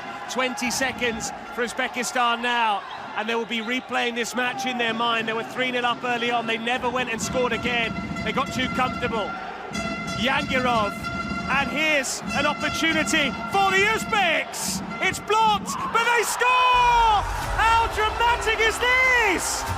It's Tuksatinov who has surely won it with the final kick of the game. 2 added minutes played on the buzzer, and Uzbekistan with Yasubek Tuksatinov have knocked out Peru with the final kick of the match. Incredible scenes. I'm absolutely speechless. I'm absolutely speechless. This was an unbelievable game. There were big moments of decision-making that Peru didn't exploit, and I reckon that ultimately that cost them. But what a time to keep a cool head there, Patrick. Jasko Tuksatinov needed 2 bites in it, the initial block, and that was the problem. The first effort was blocked, but the goalkeeper committed in trying to make the save. That left the goal gaping, and Tuksatinov kept his cool. Incredible the way that game swung like a pendulum. Uzbekistan 3-0 up early doors. Then Peru scored twice before the 38-minute mark. Elvaron scored a peach, and Peru were already celebrating, but now it's Uzbekistan who are cheering. They're not going to have long to recover, but we don't have our South American derby in the quarterfinals. Colombia will play Uzbekistan, and here are the stats from a crazy game of Kings League. In the end, Peru, 24 shots, only 8 on target. Uzbekistan, who had the lower expected goals. Peru look absolutely shell-shocked. I've lost my voice, I don't know what to say anymore. That was astounding. It will be Uzbekistan against Colombia, and beware, Colombia, of this Uzbek side. Beware indeed. They've shown spirit and fight, and that never say die attitude. That would have been so hard to take when they conceded 3 goals in a row, but those 3 goals were worth 4. They were heading out, and it was right in the final seconds of added time that they got the winning goal. This is how it all began. Shabarov dropping the shoulder and slotting it home. And after that, they made it 2-0 very quickly. It was Yablonchik with the second. Then there was to be a third goal. Guess who? That man again, Shabarov. And we thought that Peru were being blown away. Looked that way for large swathes of the match. Until Peru then got back into the match with this Route 1 passenger play. Bruset for Alvarado. That made it 3-1. Then Alvaron dropped the shoulder and made it 3-2. Elvaron would then score again, but not before. That was the winning goal. Germany is an unstoppable machine looking toward a future with only one horizon: victory. Even if we try to change the rules of football, one thing is certain: Germany always makes an impact. Mexico knows better than anyone how big a Kings World Cup is. They hosted it before, but couldn't win. Now their thirst for revenge has become a ritual of the favorites without a crow. From beyond toward victory. And here are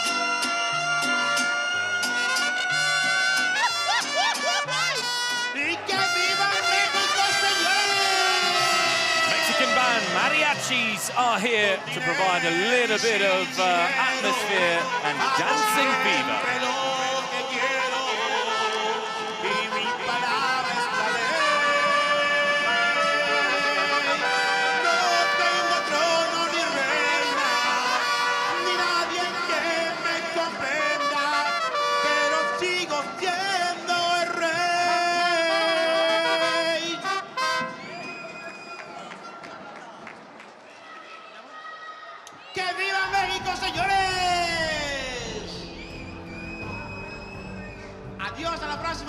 And now we are going to have the speeches from both sets of players, starting with Germany.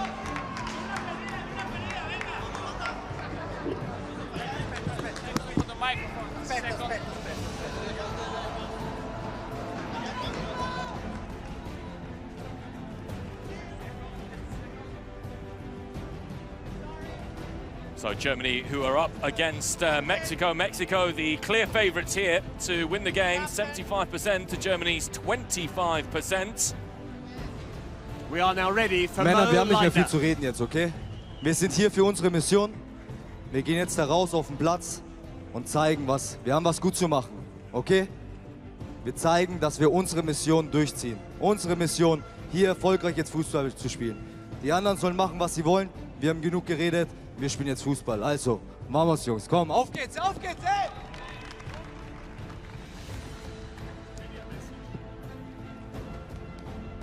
Equipo, equipo, nomás quiero decirles que estoy muy orgulloso de ustedes. Todos los que estamos aquí somos los mejores y estamos representando a un país chingón. Así que quiero que hoy salgamos a partirnos la madre, independientemente de lo que pase. Sé que somos un gran equipo y nos lo vamos a llevar hoy. ¡Vale, México! ¡Venga! A todos, el día de hoy estamos a punto de vivir el The Last Chance entre México y Alemania en esta Kings World Cup Nations. Y como dato curioso, México solamente ha ganado una vez en partidos oficiales a la selección de Alemania, y esto fue en la Copa del Mundo Rusia 2018, donde ganamos 1-0 en el partido inaugural de este grupo. Chicos, llegó el momento de ustedes. Han trabajado muchísimo para ser parte de una selección en un mundial. Todos los atletas, y ustedes lo saben, aspiramos con representar a nuestro país. Y ustedes lo están haciendo ahí, base esfuerzo a dedicación. Han trabajado para merecer, han trabajado para estar preparados. Han hecho todo lo que está en sus manos. Pero créanme, las oportunidades no se trata de solamente merecer y trabajar y preparar. Se trata de estar dispuesto a dejarlo todo en el momento correcto. Y ese momento correcto es hoy. Tienen que salir a la cancha y arrebatar lo que es de ustedes. Nadie se los va a regalar. Nosotros confiamos. Les mando un fuerte abrazo y el mayor de los éxitos. Hola, saludos a todos por allá en Italia. Le quiero mandar este mensaje especialmente a toda la delegación mexicana, ahí para que lo den todo en este partido. Lo estaremos apoyando desde acá, desde México, y obviamente ahí toda la gente que viajó con ustedes. Les deseo todo lo mejor, si se puede, y viva México, cabrones. Esto es el momento, the message of the Mexican legends, Miguel Layún and Chicharito. And now it is time for the national anthems between Germany and Mexico, the last chance.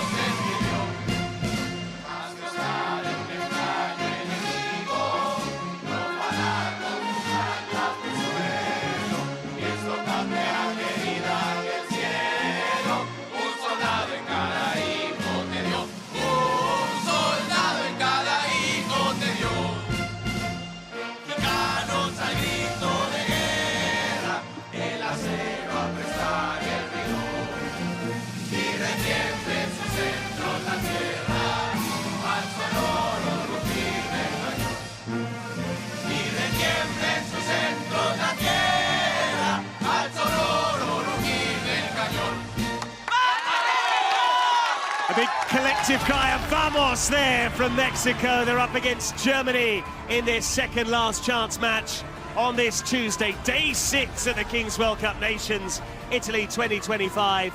And do not be fooled by the twitchers earlier on. They had Peru as overwhelming favourites to beat Uzbekistan, more than 90% of the votes, and yet it was Uzbekistan, albeit late on, who won by 5 goals to 4. And here we have Mexico up against Germany. We saw that wonderful promo earlier on. With the vaccine, only 1 dose available. Who's going to get it? And who is going to have that quarter-final energy injected into their veins? Oh, this is promising to be a really, really good game. Uzbekistan and Peru were 2 more unknowns coming into the tournament. Germany and Mexico, so much football heritage between them. The Spotify secret cards being drawn here. Who will Germany have? Who will Mexico have? We shall see. We will indeed, and a reminder of what these teams have done so far. Germany beating Peru by 4 goals to 2 in their first match. They were hammered by Brazil 9-2 in their second. Mexico lost that game against regional rivals, the United States, 4-2, but they came charging back, inspired by their number 10, Obed Martinez, to win 8-4 against Saudi Arabia. We've just seen how important it is to start your games quickly and properly. The opening minutes are crucial, and it is now Germany against Mexico, and it will be Obed Martinez to start for Mexico. Time for the last chance. Time for the lights. Ready. The final last chance indeed, and Obed Martinez is a specialist at this stage of the game. The lights are off, the ball will now drop from the cage. Who's going to get there first? Obed Martinez leads with the shoulder. First possession to Mexico. Yeah, the ball has to go backwards, and now Mexico are going to have a chance to do something. Germany marking really high. Obed Martinez immediately in behind with an opportunity to shoot, and that's a really good save. Excellent goalkeeping from Kay, but I really like that from the Mexicans. Obed Martinez dropping the shoulder. He is their number 10 in terms of position. He wears a 20 in terms of the number on his back. But we've seen he's equally adept defending and going 1v1, and that's why he's making life hard for the German player here. Yeah, Mo Leitner is going to be the second player for Germany, but he'd like to come on with a goal advantage. He's not going to have one, at least with 20 seconds remaining in this 1v1 situation. And this is Nick Salihamidzic, who had a famous father, Hassan, former Juventus player, and a long-time Bayern Munich director as well. Salihamidzic again taking on Obed Martinez. Shooting chance, and buried with a phenomenal strike. Obed Martinez suffering a little nutmeg there. Germany strike first in this last chance. Well, once he got into a shooting position there, Salihamidzic, this was a nice piece of skill. Basically won the 50-50, but then smashed it into the top corner.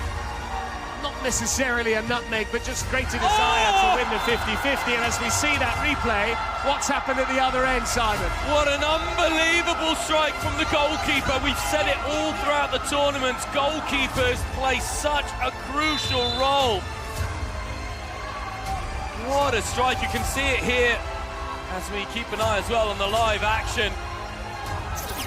Thumping it past Gay. Monterde then makes it 1 each. Gay has now gone forward, he's out of goal, but the Mexicans couldn't retrieve the loose ball.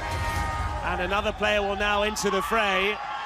But 2 early goals here, one from Salihamidzic for Germany, Monterde for Mexico. And this is frequently a part of the early stages. You need the goalkeeper to gamble and come out and try and create a possible overload.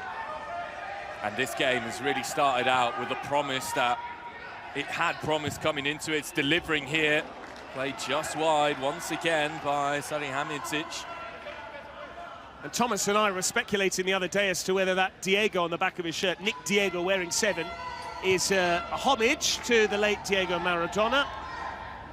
Might be an opportunity to chat to Salihamidzic if Germany do go through. A reminder, they'll play Argentina.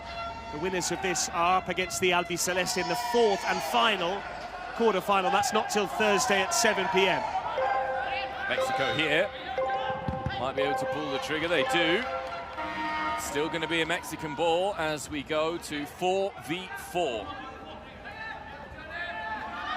And if you are new to the Kings League, a reminder it gets increasingly difficult as and when a new player is added every minute for the first 5 minutes. We start with one outfield player and one goalkeeper per side, and then every 60 seconds that go by, a new player is added. We eventually reach 7v7, but those dynamics change on the 18-minute mark when a Red Bull branded dice is rolled, and we decide how many players will take part in the last 2 minutes. Mo Leitner always elegant when he's on the ball. This now, number 8, Max Dombrovka. Leitner. On the same wavelength there with Noah Jones. And Mexico will be quite happy with that defending. Robert Martinez just calling for La Línea to keep the alignment done properly. Miguel Layún saying ahead of kickoff, esto es el momento. This is the moment. And Mo Leitner had a message as well. There wasn't a video message from a German legend, albeit we did hear from Mario Götze earlier on in the week, and Leitner was talking about unser Mission, our mission, and saying how Germany had currently done enough, but they still need to produce. Mexico looking to produce there, but unable to work it with that wall pass. Germans, as we have seen throughout the tournament, starting at quite a pedestrian pace, happy to just try, keep possession, work it slowly before finding a shooting chance. This is where they pick up the pace now in these sort of positions. It will be a German corner. Leitner told to move away. They took it quickly there, tried to fizz it into the middle, but in the end it didn't quite reach Max Dombrovka. Leitner with another corner. Leitner might try his luck there. Instead, he fizzed it in once more to Dombrovka. Thumbs up from his colleague, but no way through. Yeah, needed someone there, Patrick. Needed someone there to just put in the rebounds. We're seeing this a lot more often from footballers. They're playing with their shorts really high. Well, it's old school, and I was just thinking that. I was seeing Leitner. It reminds me of a former Italian player, Bernardo Corradi, who used to wear his shorts very high, a former Siena striker. There's a free kick there, meantime, for Germany. And Germany wants a yellow card there, which would mean a 2-minute suspension. But it's the referee saying, keep calm, salva Lozano. I think more clumsy than anything there from Baruch Ochoa. Has to be careful, though, because it's a really good free kick for Germany. They get a free shot at goal. Noah Jones interested in this one. Mo Leitner, you would imagine, will also be keen. We do talk about how the rules have been developed by the viewers and users in the Kings League. Personally, I'd like to see walls done away with, much like beach soccer. When you concede a free kick, no wall, and you just get to shoot from that position. But it is a 3-man wall for Mexico here. Germany. 2 players interested. It's absolutely skied. Vendim Sinani trying his luck there. So much build up to that, and then it's so anticlimactic in terms of the finish.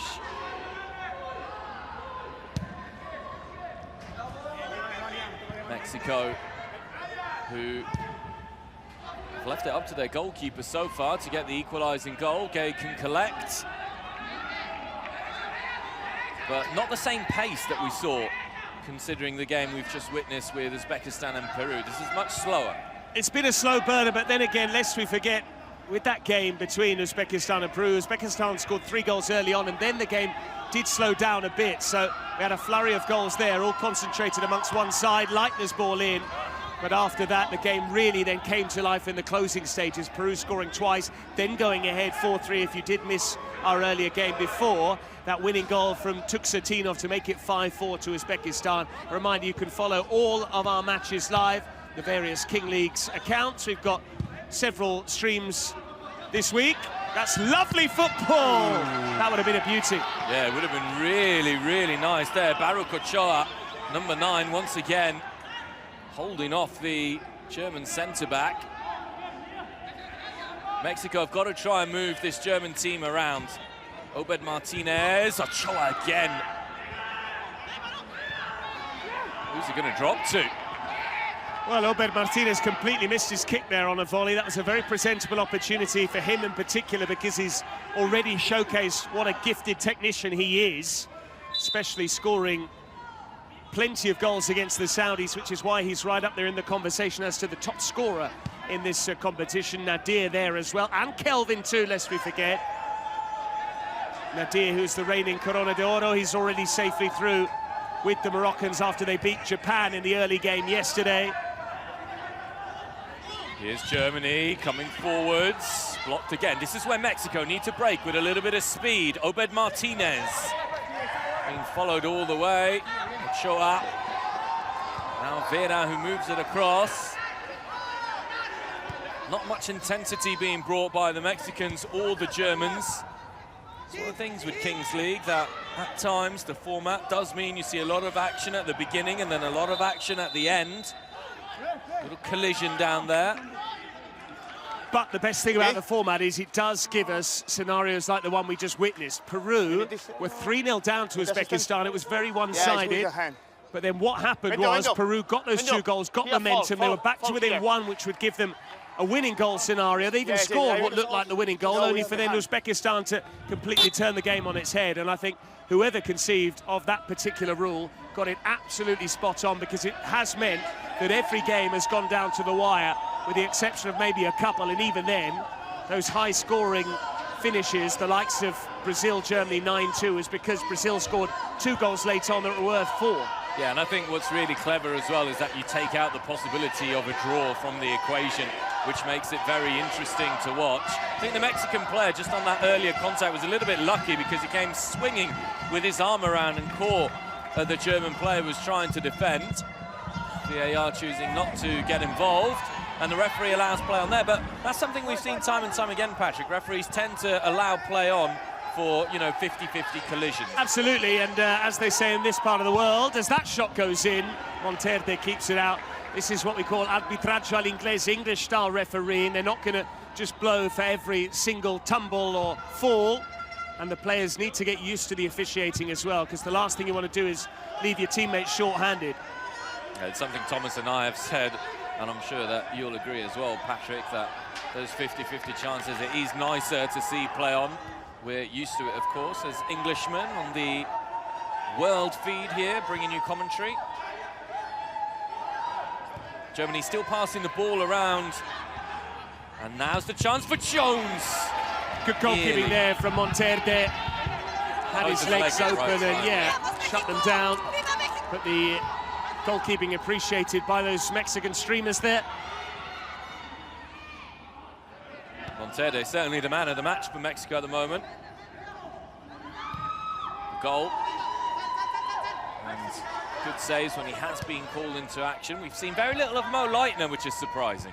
Well, he keeps pulling into that inside channel and trying to hit that crossfield ball, bending across, but hasn't yet worked out for him. Obed Martinez riding a couple of challenges there. Now he's asking for at least the throw, if not the foul. It is a Mexico ball. And it will be very interesting to see the makeup of the crowd, Simon, on Sunday. A reminder, we're all building towards Allianz Stadium Sunday evening, the big final. And indeed the Legends game featuring Buffon, Casillas, Agüero and Pirlo. Legends against streamers, they're all mixed teams. We're not going to concentrate all the ex-pros together as Mexico pursue what would be a go-ahead goal. But it will be interesting to see what the makeup of that crowd is, whether it's just curious Italians, whether people will be coming from further afield, and I guess much will depend on which teams go through, albeit tickets are still available. I wonder if they might have a commentators versus Legends game. I wouldn't mind having a kick around with Buffon and Casillas. Might embarrass myself, but that's not the point. I'd back myself to score against Buffon. You always back yourself. Barak Ochoa, block there, good defending. Good defending, but Ochoa could have easily just side-footed that on the volley. The decision to take a touch, in hindsight, looked a bad one because it wasn't the best piece of control, and that's what allowed the defender to lunge in. I think that was a 50-50. You shouldn't be giving free kicks for that. In Italy, in Serie A, believe me, they would have given a free kick for that, but mercifully, we are going to start with, or restart with a Mexico corner. Ball goes in, headed at the far post and headed in. Brilliant goal. Cesar Bernal with the goal. And Dibny climb imperiously well there. And having initially trailed Mexico, now lead by 2-1. Yeah, you don't often see goals from corners, but when they do come, and when you're able to put them away, it gives you a huge advantage. And whenever it's Germany, you're always surprised when they do concede from set pieces. Well, coming back to the way that corner came about, Germany will now feel very aggrieved. But here's Noah Jones. Counter-attack is on. Was there a shove? It may well have been a foul, but there was no reason to go to ground like that afterwards. I'm not a fan. Speaking of what might have been a foul, big call in hindsight now, that decision from Salva Lozano not to give a free kick to the Germany player there in the lead-up to that Mexican corner, because they then scored from that said set piece. And Gay was very good against Brazil. It seems an astonishing statement given that Germany conceded 9 goals technically. It was 6 all told. But he did play well against the Seleção. Mo Leitner now, pulling the strings. Coming back to that possible free kick. We were both in agreement that it wasn't a free kick. That certainly is. Salihamidzic lunging in there. Escúchame, se va solo hacia allí. And I don't like to see that either. We don't like to see it in the 11-a-side game, let alone in Kings League. Another player going up, not even the captain, asking the referee to sin bin a player. Get on with it. It is a free kick, as the referee said. And so far, it's very finely balanced, this match, much like the other one was later on in the game. At this stage, Uzbekistan were winning 3-0 against Peru. Now we've had 3 goals, albeit Mexico 2, Germany 1. But I like it from the referees. They give it as good as they get, to be honest, and they have done since the start of the competition. They've been very, very strict, stuck to their guns, and that's been good. Obed Martinez now with a free kick. He thumped it straight into Leitner. I love to see that from Obed Martinez. Went with the outside of his boot. It definitely favoured a right footer, but he is the technical leader in this side, tried to drive it into that far top corner. And invariably, we have matches that feature a Spanish-speaking nation, and they have certainly had communication with the match officials facilitated, because the bulk of our referees are Spanish-speaking. We saw that with Peru in the previous match. We've now witnessed it with Mexico. It does mean that the referees can very quickly tell the players to get on with things without a possible language barrier, albeit they're pretty accomplished in English too. Just over 2 minutes to go until the Red Bull energized dice roll. Germany looking to find an equalising goal before them. Mexico, as we saw at the start of the game, will be dangerous with fewer players on the pitch. Here's Mo Leitner.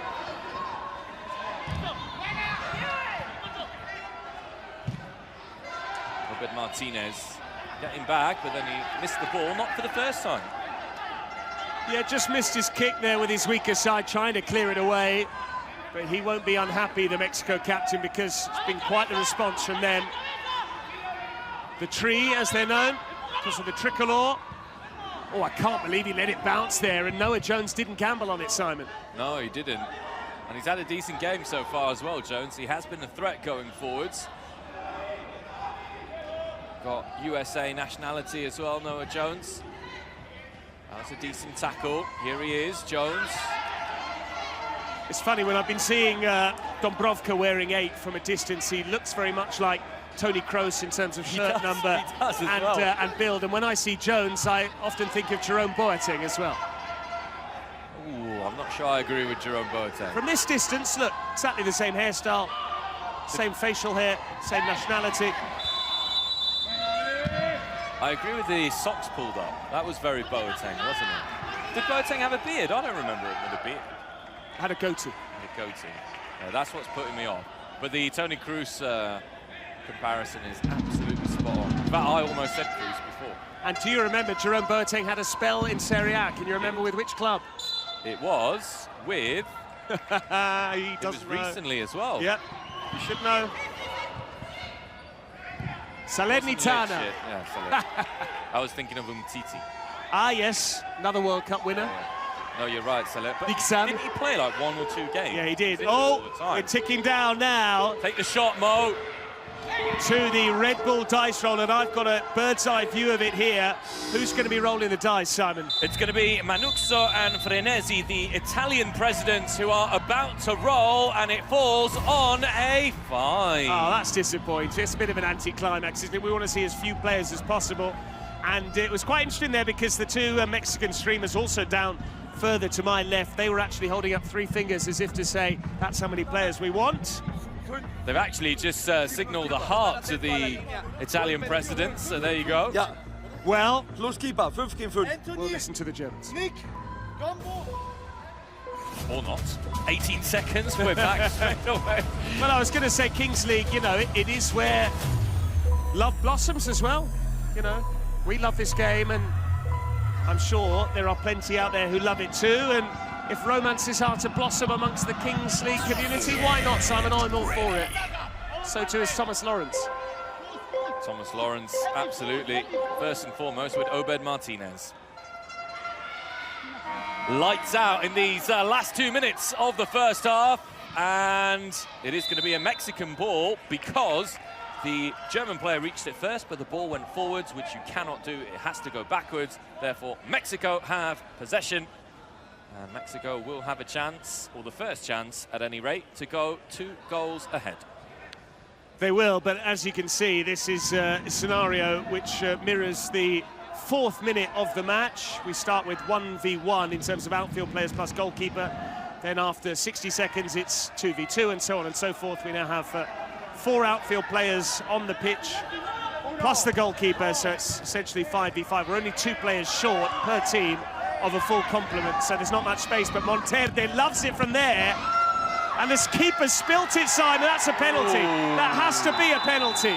It is going to be a penalty.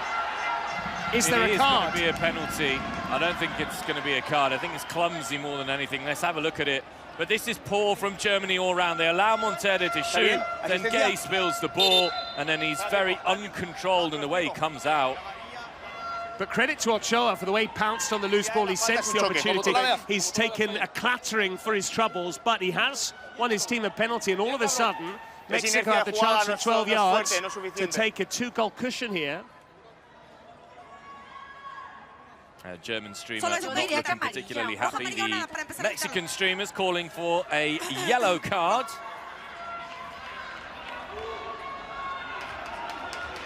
And Gay has got a chance here to make amends, Patrick, because that's his mistake. I'm calling it. He's going to save the penalty. Oh, I like it. I like it. Obed Martinez.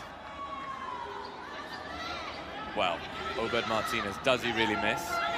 I'm calling it as a Gay save. Come on, Abdoulaye. This is Obed Martinez to give Mexico a 2-goal lead. And he sends Gay the right way, but he converts it as well. In the right way. He got a hand to it as well, Simon. Gay got fingertips to that. He pushed it into the corner as opposed to wide of the goal. So unlucky, but Obed Martinez reaffirming his credentials. He's got a big frame as well, Gay. Difficult to get past. Well, he was gotten past there. Ooh, brushes the fingertips. You get nothing for that. No consolation prize there. And he'll be stewing over that mistake.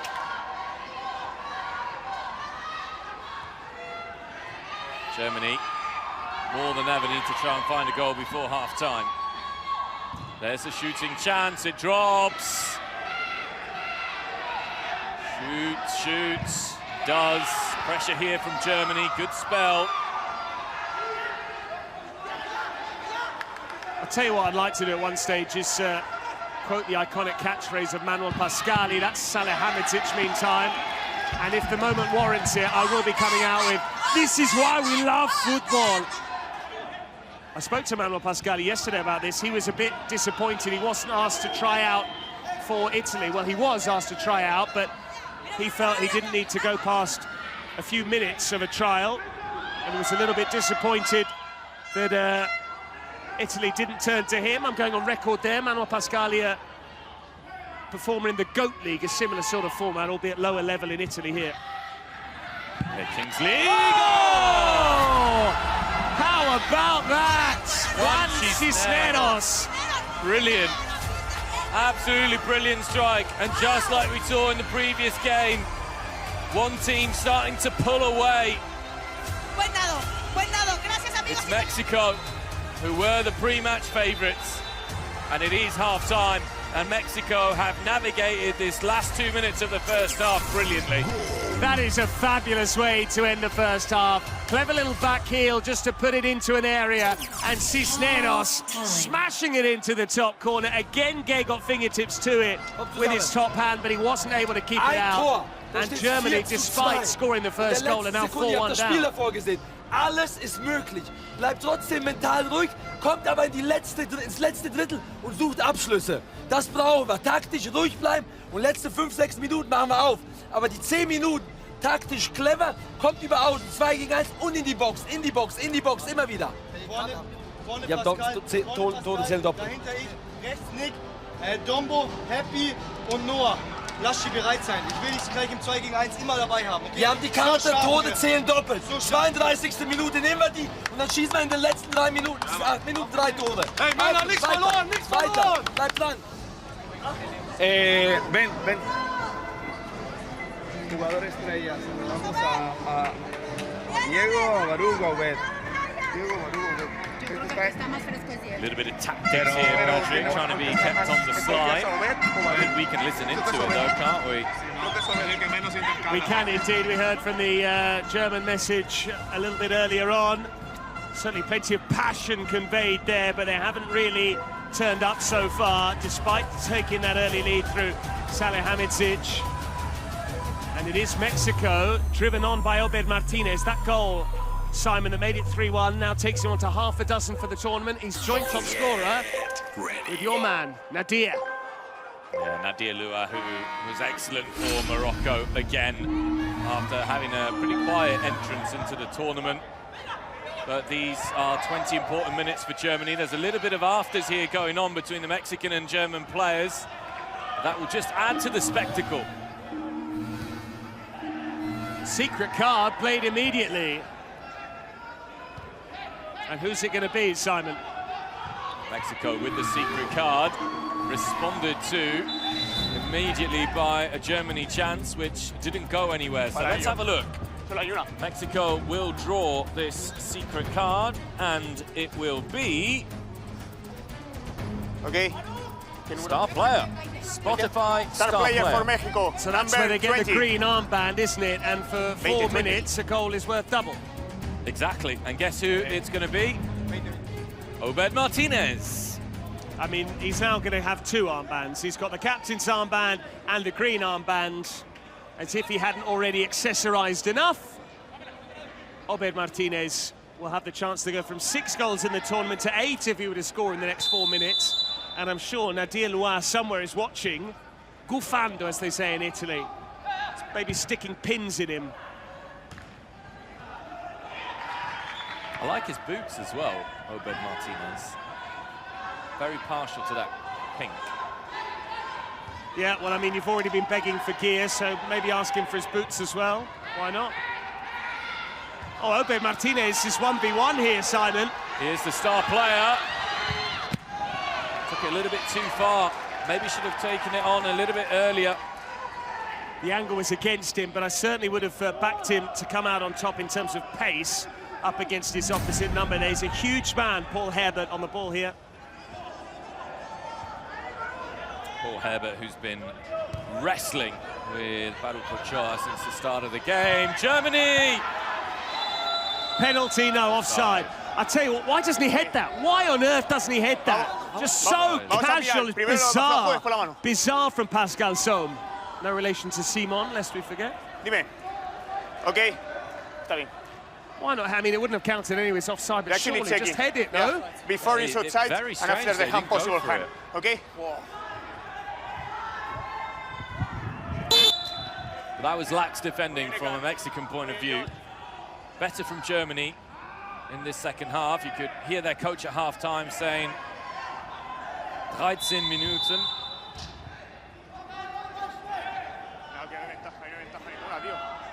13 minutes. Oh, Leitner. And I mentioned as well, Air Asia, where you can travel all across Southeast Asia, get yourself a ticket, get yourself on board. I'm particularly partial to Thailand, having lived there for a year, and Air Asia will certainly take you there. Patrick, any potential destinations for you in Southeast Asia? I've been to Thailand, wasn't a huge fan because of the sex tourism, preferred Indonesia. But yeah, looking forward to going back to Asia again in the future. And who knows, maybe we'll have the next edition of the Kings World Cup Nations on the Asian continent. Watch this space. Germany with a chance here. That was a crunching tackle from both players. They both get up and play on. Salihamidzic going down.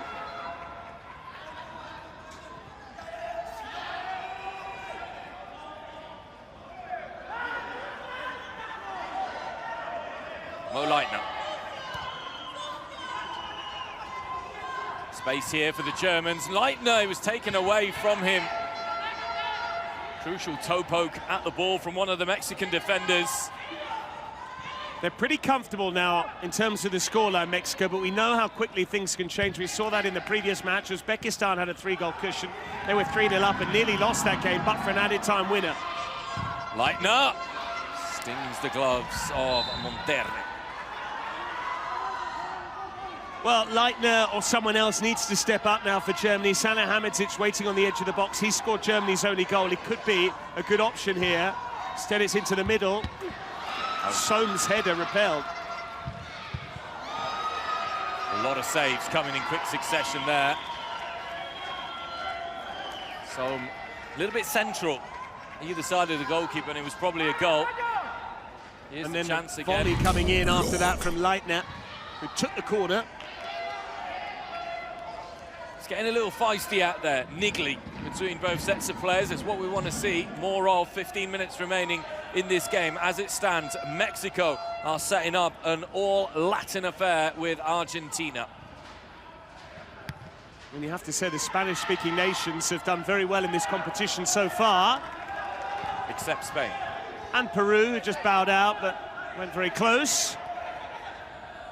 Salihamidzic.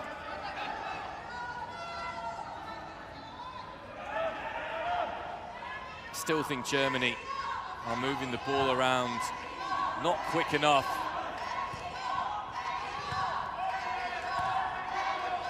Remember, there is Kings League action every day this week, with the exception of Saturday, when it'll be the eve of the final. Mexico coming forward, Simon. A big, big chance. That's not put away. Germany get the ball rolling to Noah Jones immediately. He's got a little bit of space as well. Cuts inside. Good block. Diego Martinez spurning the opportunity for Mexico prior to that. We had 2 last chance games yesterday. We've had this pair of fixtures this evening.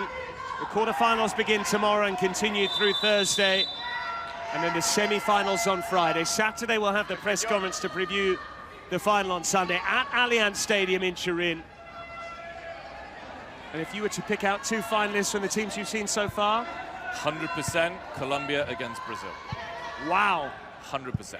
100%. That's bold. I think Morocco defensively are left a little bit wanting. And I think Morocco at times get too emotional, which may You're completely writing off Argentina and the United States. I thought the US were very good. Very good. I don't think they've played any of the big teams yet, though, the US. Can only beat what's in front of you. That's true. Mo Leitner. Overlapping run, ball in! Dombrovka missing the chance there. AKA Tony Cruz. Indeed. Nice cries of Mexico, Mexico going round here. You can see the 2 different team presidents side by side in that picture-in-picture frame. Oh, that's lovely football, unlucky. But Jones is the man who's driving Germany forward. It's not dropping to the German players, though. And how costly that penalty could be that Abdoulaye Gueye gave away. And then couldn't repel.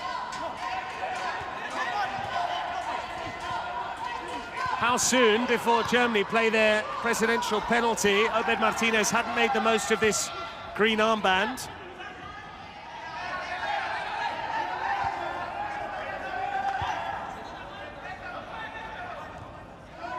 Yeah, Mexico still keeping the ball, trying to play it side by side. Now again, Tricolor, Matriz coming forwards. And the cries of Olé from the Mexican fans coming down here from the stands at Wismar to try and frustrate the Germans who need a goal. Who are playing at the wrong end of the pitch to get one.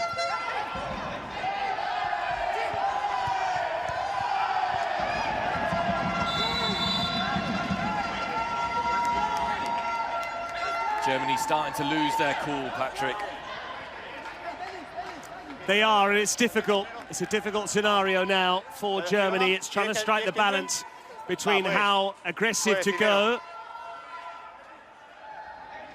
and also keeping it tight at the other end.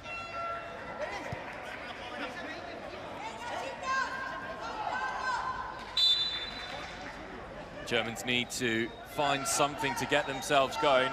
Remember, they're 3 goals down, so even if they were to head into the final 2 minutes with 3 goals down, it means they would have to score twice. We still have both president penalties to come, and Mexico still have their star player armband available to them. Germany with their secret card, but they've only got 8 minutes left to play it. Gay.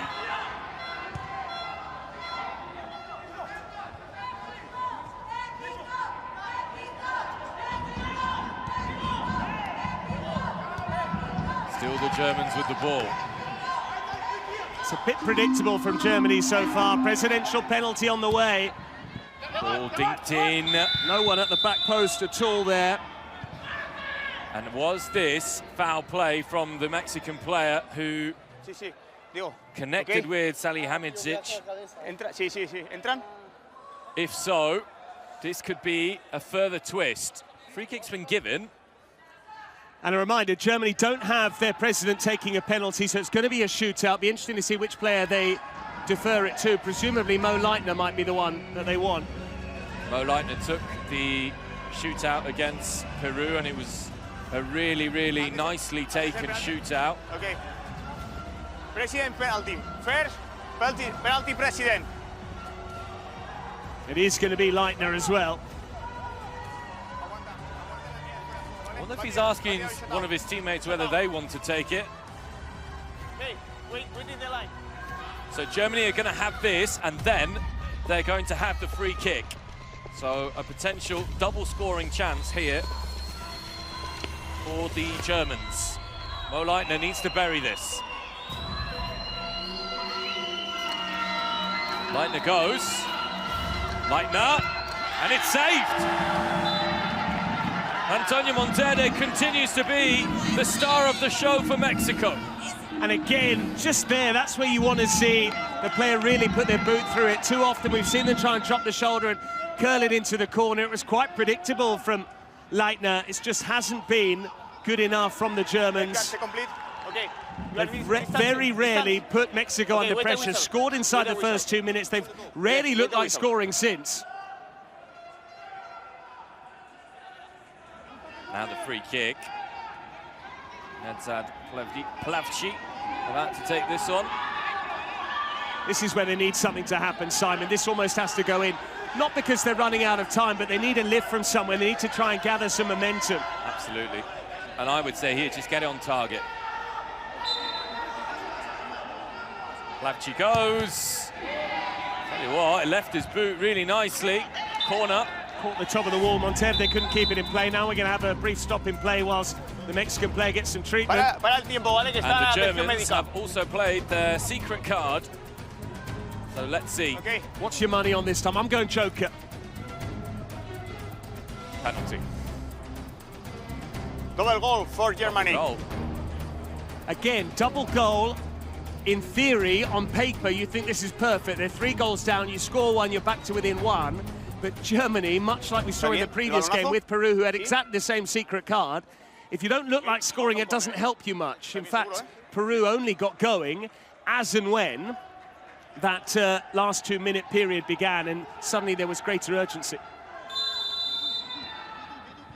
Mo Leitner.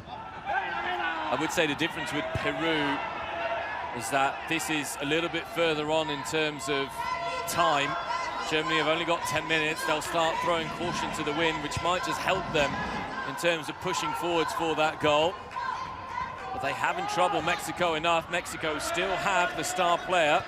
Unlike the double goal or player suspension, there is no time limit on the star player until he scores, up until minute 38, of course. Here's Noah Jones. But if and when Obed Martinez were to score, he would have a goal worth double, and then that would no longer apply, correct? Correct. And I think if he were to score, it would also be game over. Herbert.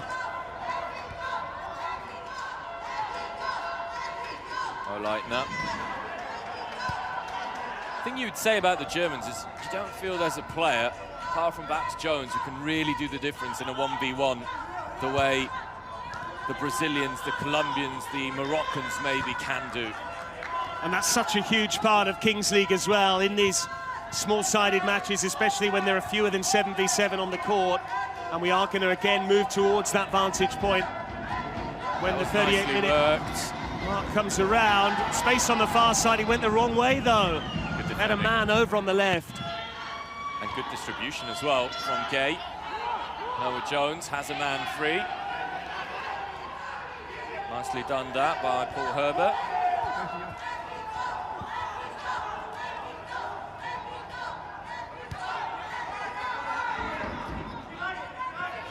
Just over 2 minutes left on the double goal for Germany.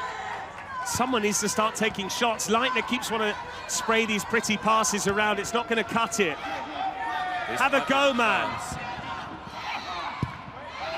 I know they've got players in the middle there, Simon, but these are big goals. They're very wide, and he was from, yes, a tight angle there, but at least try and test the goalkeeper. He might push it free at the back post, and someone's going to have a tap in. And the president penalty for Mexico is incoming as well.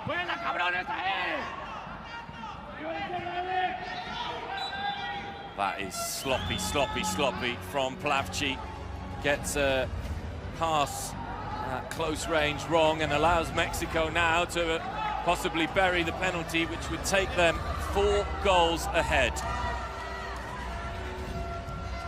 And here we have it. It is going to be the presidential penalty.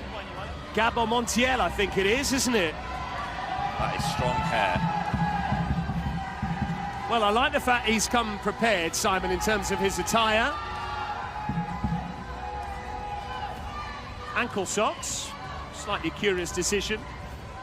But Gay has already been beaten by a penalty from open play, wasn't it? He has, and Montiel is unorthodox with the way he takes his penalties usually. Gay is saved. Big save.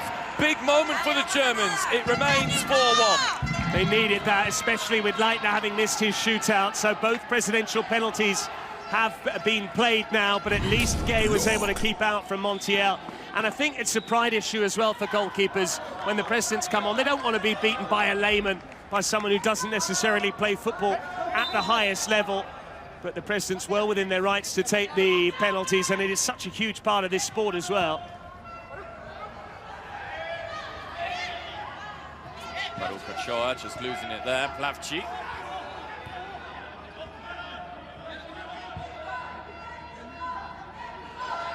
Germany have got a minute 30 on their ×2 goal, and I don't think they've had one shot in the 4 minutes that's been afforded to them with that ×2 goal advantage. If it was me, I'd be shooting as much as possible.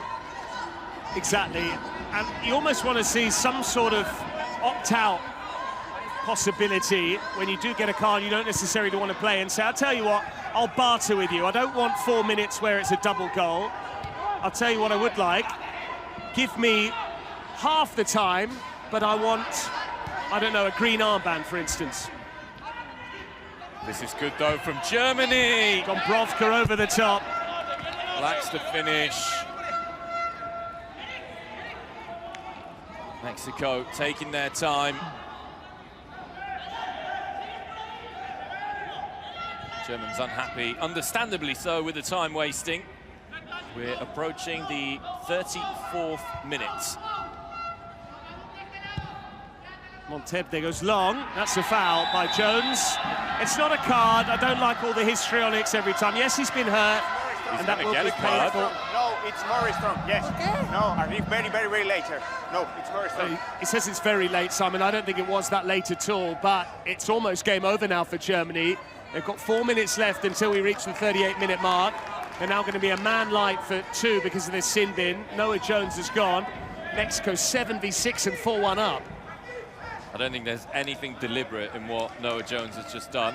I can understand perhaps why the card's being given. But Noah Jones was watching the ball, and it was his natural stride, really.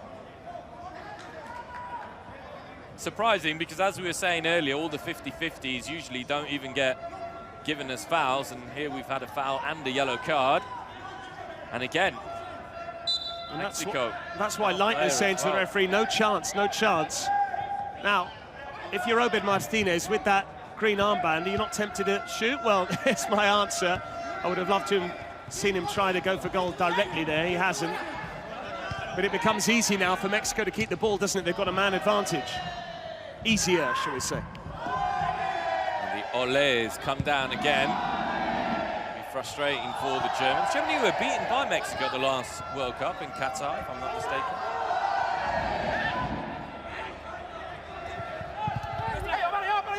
I think I am mistaken.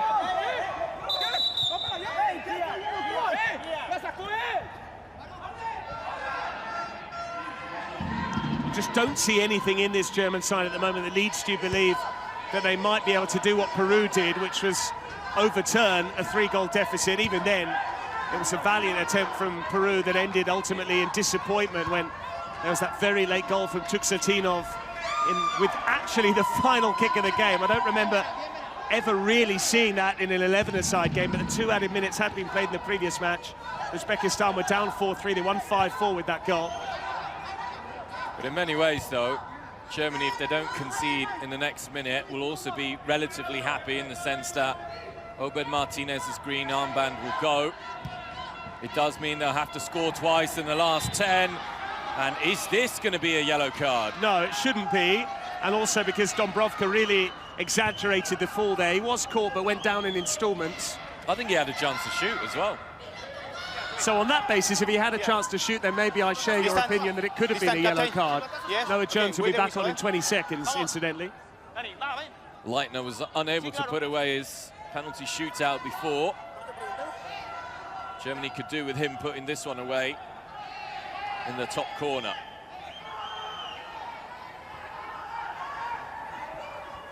Well, what we have seen is if you give a team any sort of encouragement, if they're able to score, he's asking for a timeout here, Leitner, and I can sort of understand why. He wants the clock to stop because the referee is moving the wall, and all the while Germany are running out of time.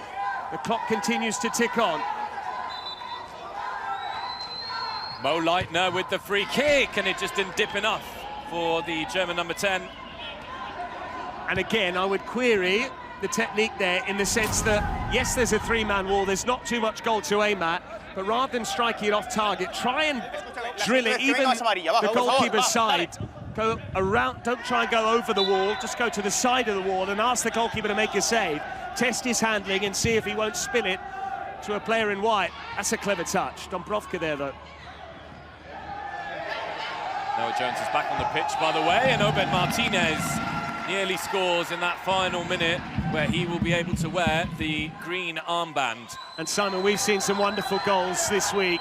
That would have arguably been the goal of the tournament had he scored there on the half volley, on his weaker foot, having exchanged passes, the 1-2, which featured a touch off the shoulder as well. Plavci.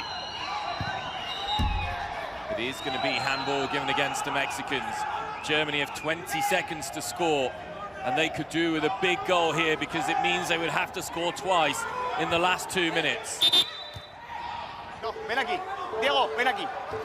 Ven aquí. No. Germans are unhappy here.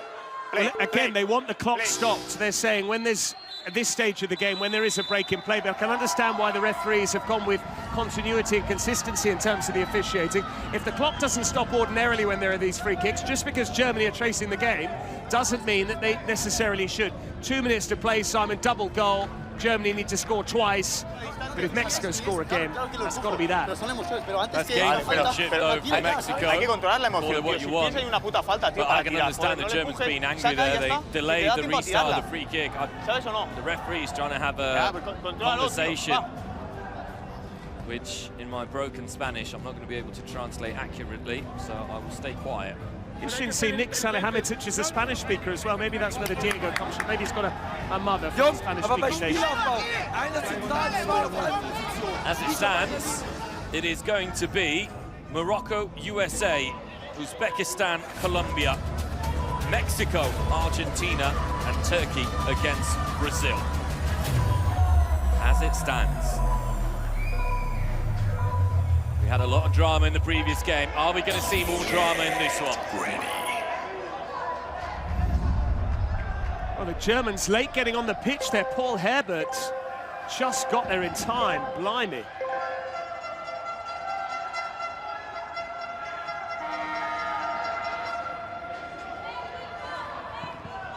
Germany first with the ball. Salihamidzic, was he caught? Both players have gone down.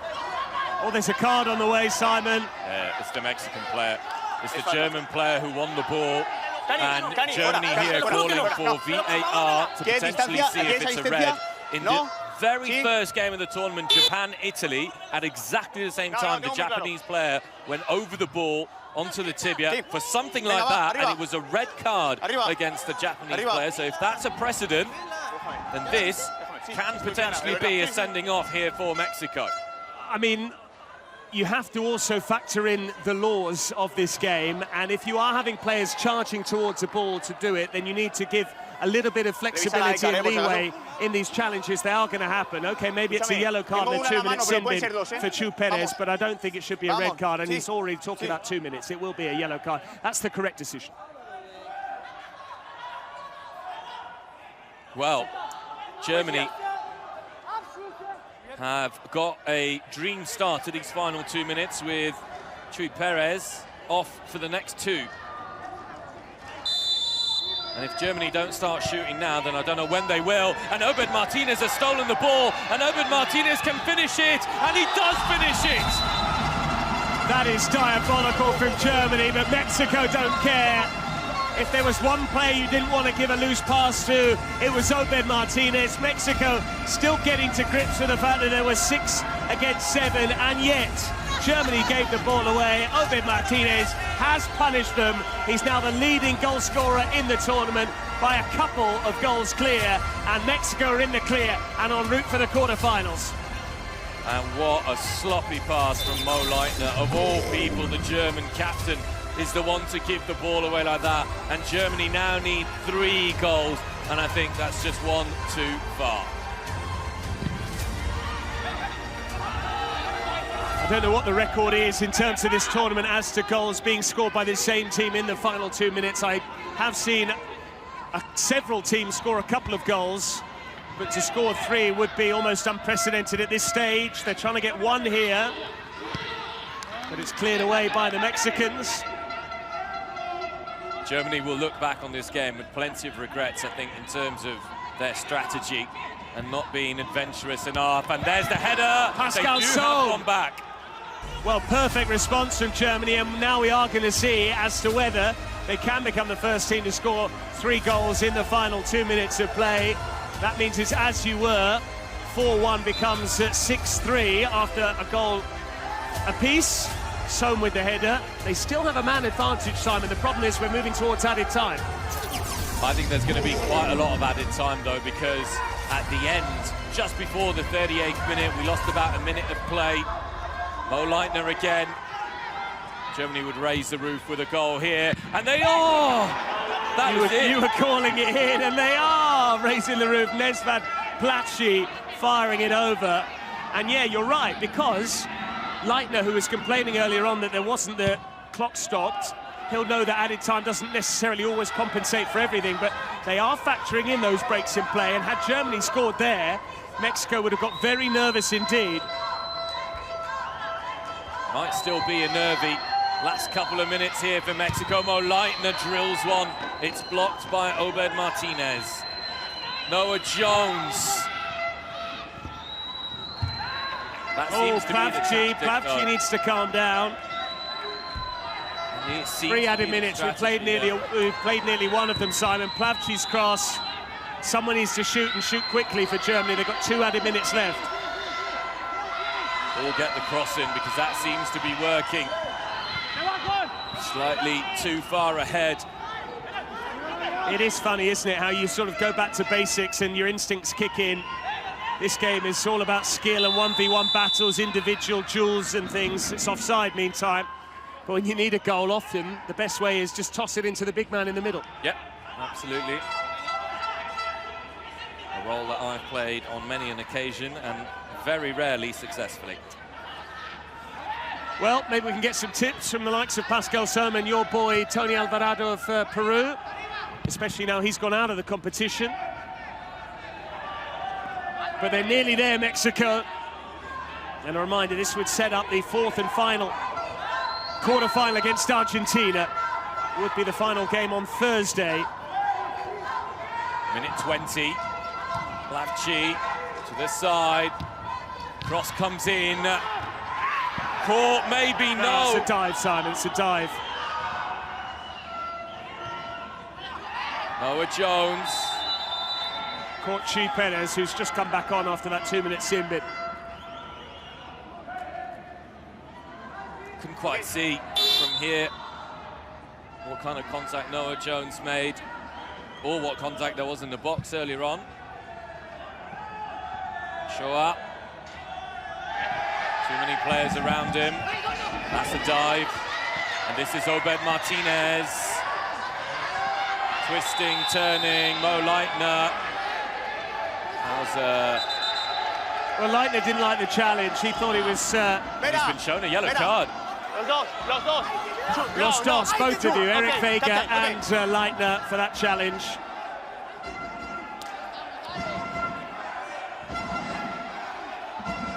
But it doesn't matter really now, Simon.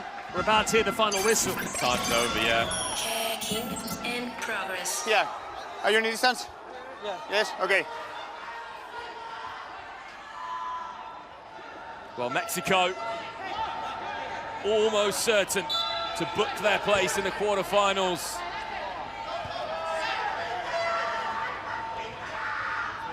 Obed Martinez, it's fitting that he's the last player to maybe touch the ball. Noah Jones clattered off the ball. That's got to be a yellow card as well, but the full-time whistle has gone. The officials quite wisely putting this game to an end. The result was beyond doubt. They're avoiding a scrap here. But Mexico, the 8th and final team through to the quarterfinals, having beaten Germany here quite comfortably too, by 6-3, a goal apiece in the final 2 minutes. And again, Obed Martinez, Simon, came to the fore. Absolutely fantastic performance from Obed Martinez. A lot of the damage done early on in the game, despite the penalty misses from both teams. Germany coming to life a little bit too late in the game, and we now have the quarterfinals of the Kings World Cup Nations. Morocco, USA, Uzbekistan, Colombia, Mexico against Argentina, and Turkey against Brazil. It'll be fantastic, and you'll be there straight away, Patrick, tomorrow. Absolutely. We'll be in position with Thomas Lawrence here at Wismar. A reminder that the action continues here. A pair of games per day. 2 in the last chance yesterday. The remaining 2 in the last chance today. The quarterfinals begin in earnest tomorrow. Colombia up against Uzbekistan. Then it's the turn of USA against Morocco. Thursday sees the 2 South American powerhouses, Brazil, Turkey, and Argentina against Mexico. But the Mexicans are a team to watch, particularly with Obed Martinez driving them forward, the competition's leading goal scorer. But this was pretty one-sided. Germany, again, have conceded plenty. They're on the receiving end of 9 against Brazil. They shipped 6 against Mexico.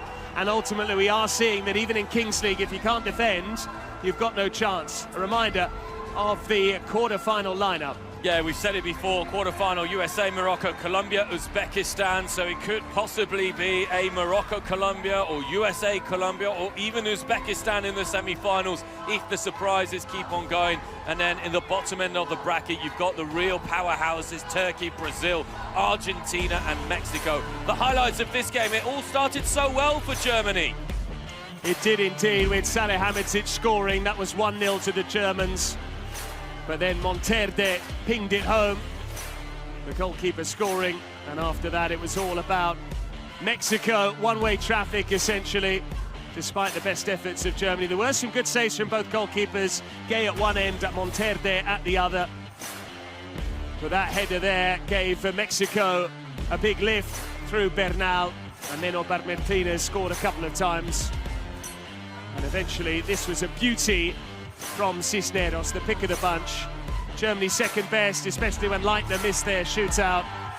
But Gay was able to keep out the presidential penalty from Montiel. But this was Obed Martinez, moments after Mexico had lost a man to a sin bin. Germany gave the ball away, and Mexico march on here. And how different those last 2 minutes could have been had Mexico not scored that goal, had Leitner been a little bit more careful with his passing.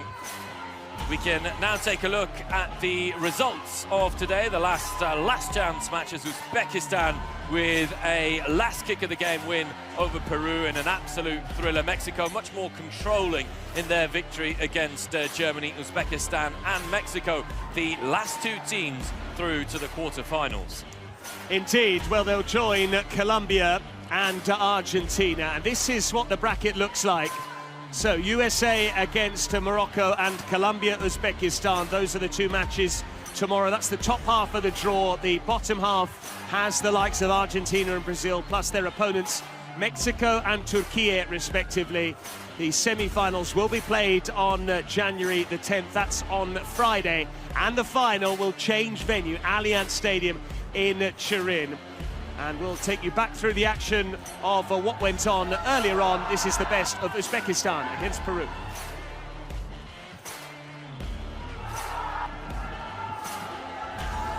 Uzbekistan, who started the game well with their star man Jabarov, who scored twice in the opening 5 minutes. Peru, who were frustrated for much of the game, a good save on that occasion. But Peru came right back into it, and it was Route 1 football as Tony Alvarado, the captain, got his team back on track. Then El Varón getting the second for Peru in a remarkable comeback, although the last laugh was for Uzbekistan, who got the winner with the last kick of the game. Yeah, took Satinov with that, and this is the game that we've just witnessed. Again, a reminder, Salihamidzic gave Germany the lead early doors. Monterde, the Mexican keeper, made it one apiece, and after that there would be some 5 goals without reply. Well, 4 all told, that counted for 5 because of Obed Martinez scoring in the double goal period late on. But they needed some good saves from Monterde along with that goal. This was an all-important headed finish from Bernal, and then Obed Martinez scored a penalty. He'd later score as well, but not before this peach from Cisneros into the top corner. And eventually, when Germany gifted the ball away after Mo Leitner had missed his shootout, Obed Martinez was there to pounce once Montiel had missed his presidential penalty. This was the game that basically sealed Mexico's passage into the quarterfinals.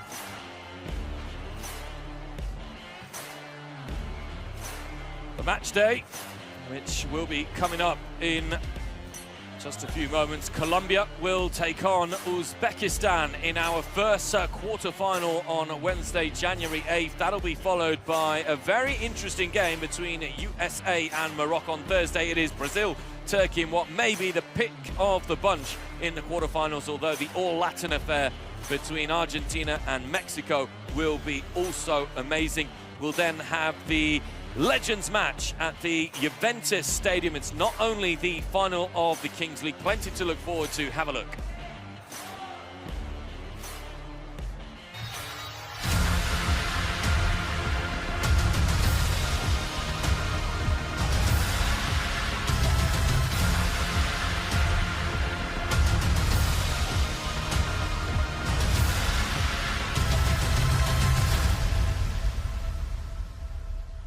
The Legends match then between the streamers and the former professionals, plus performances as well from Mahmoud with his 3.2 million monthly listeners on Spotify, and some of the stars that will be in action: Iker Casillas and Gigi Buffon, the former goalkeepers; Andrea Pirlo, the former Juventus man, just like Buffon, who returns to his old stomping ground; and Sergio El Kun Agüero, who might even be in action with Argentina.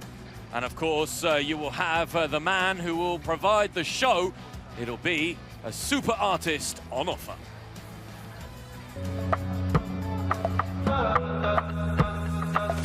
Facciamo la tabacca mitraglia. Fuori fa fa fa fa fa fa fa. Solo ta. Vedo bimbi col balaclava. Senza mamma.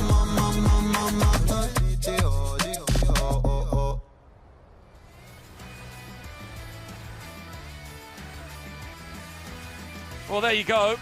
A big thank you to all our sponsors, and a reminder that the final Torino 2025 will be at the Allianz Stadium. Make sure you get yourselves online, get your tickets. That'll be on January the 12th in Turin. But from me and from Patrick, it is bye-bye for now, and see you very soon. See you tomorrow.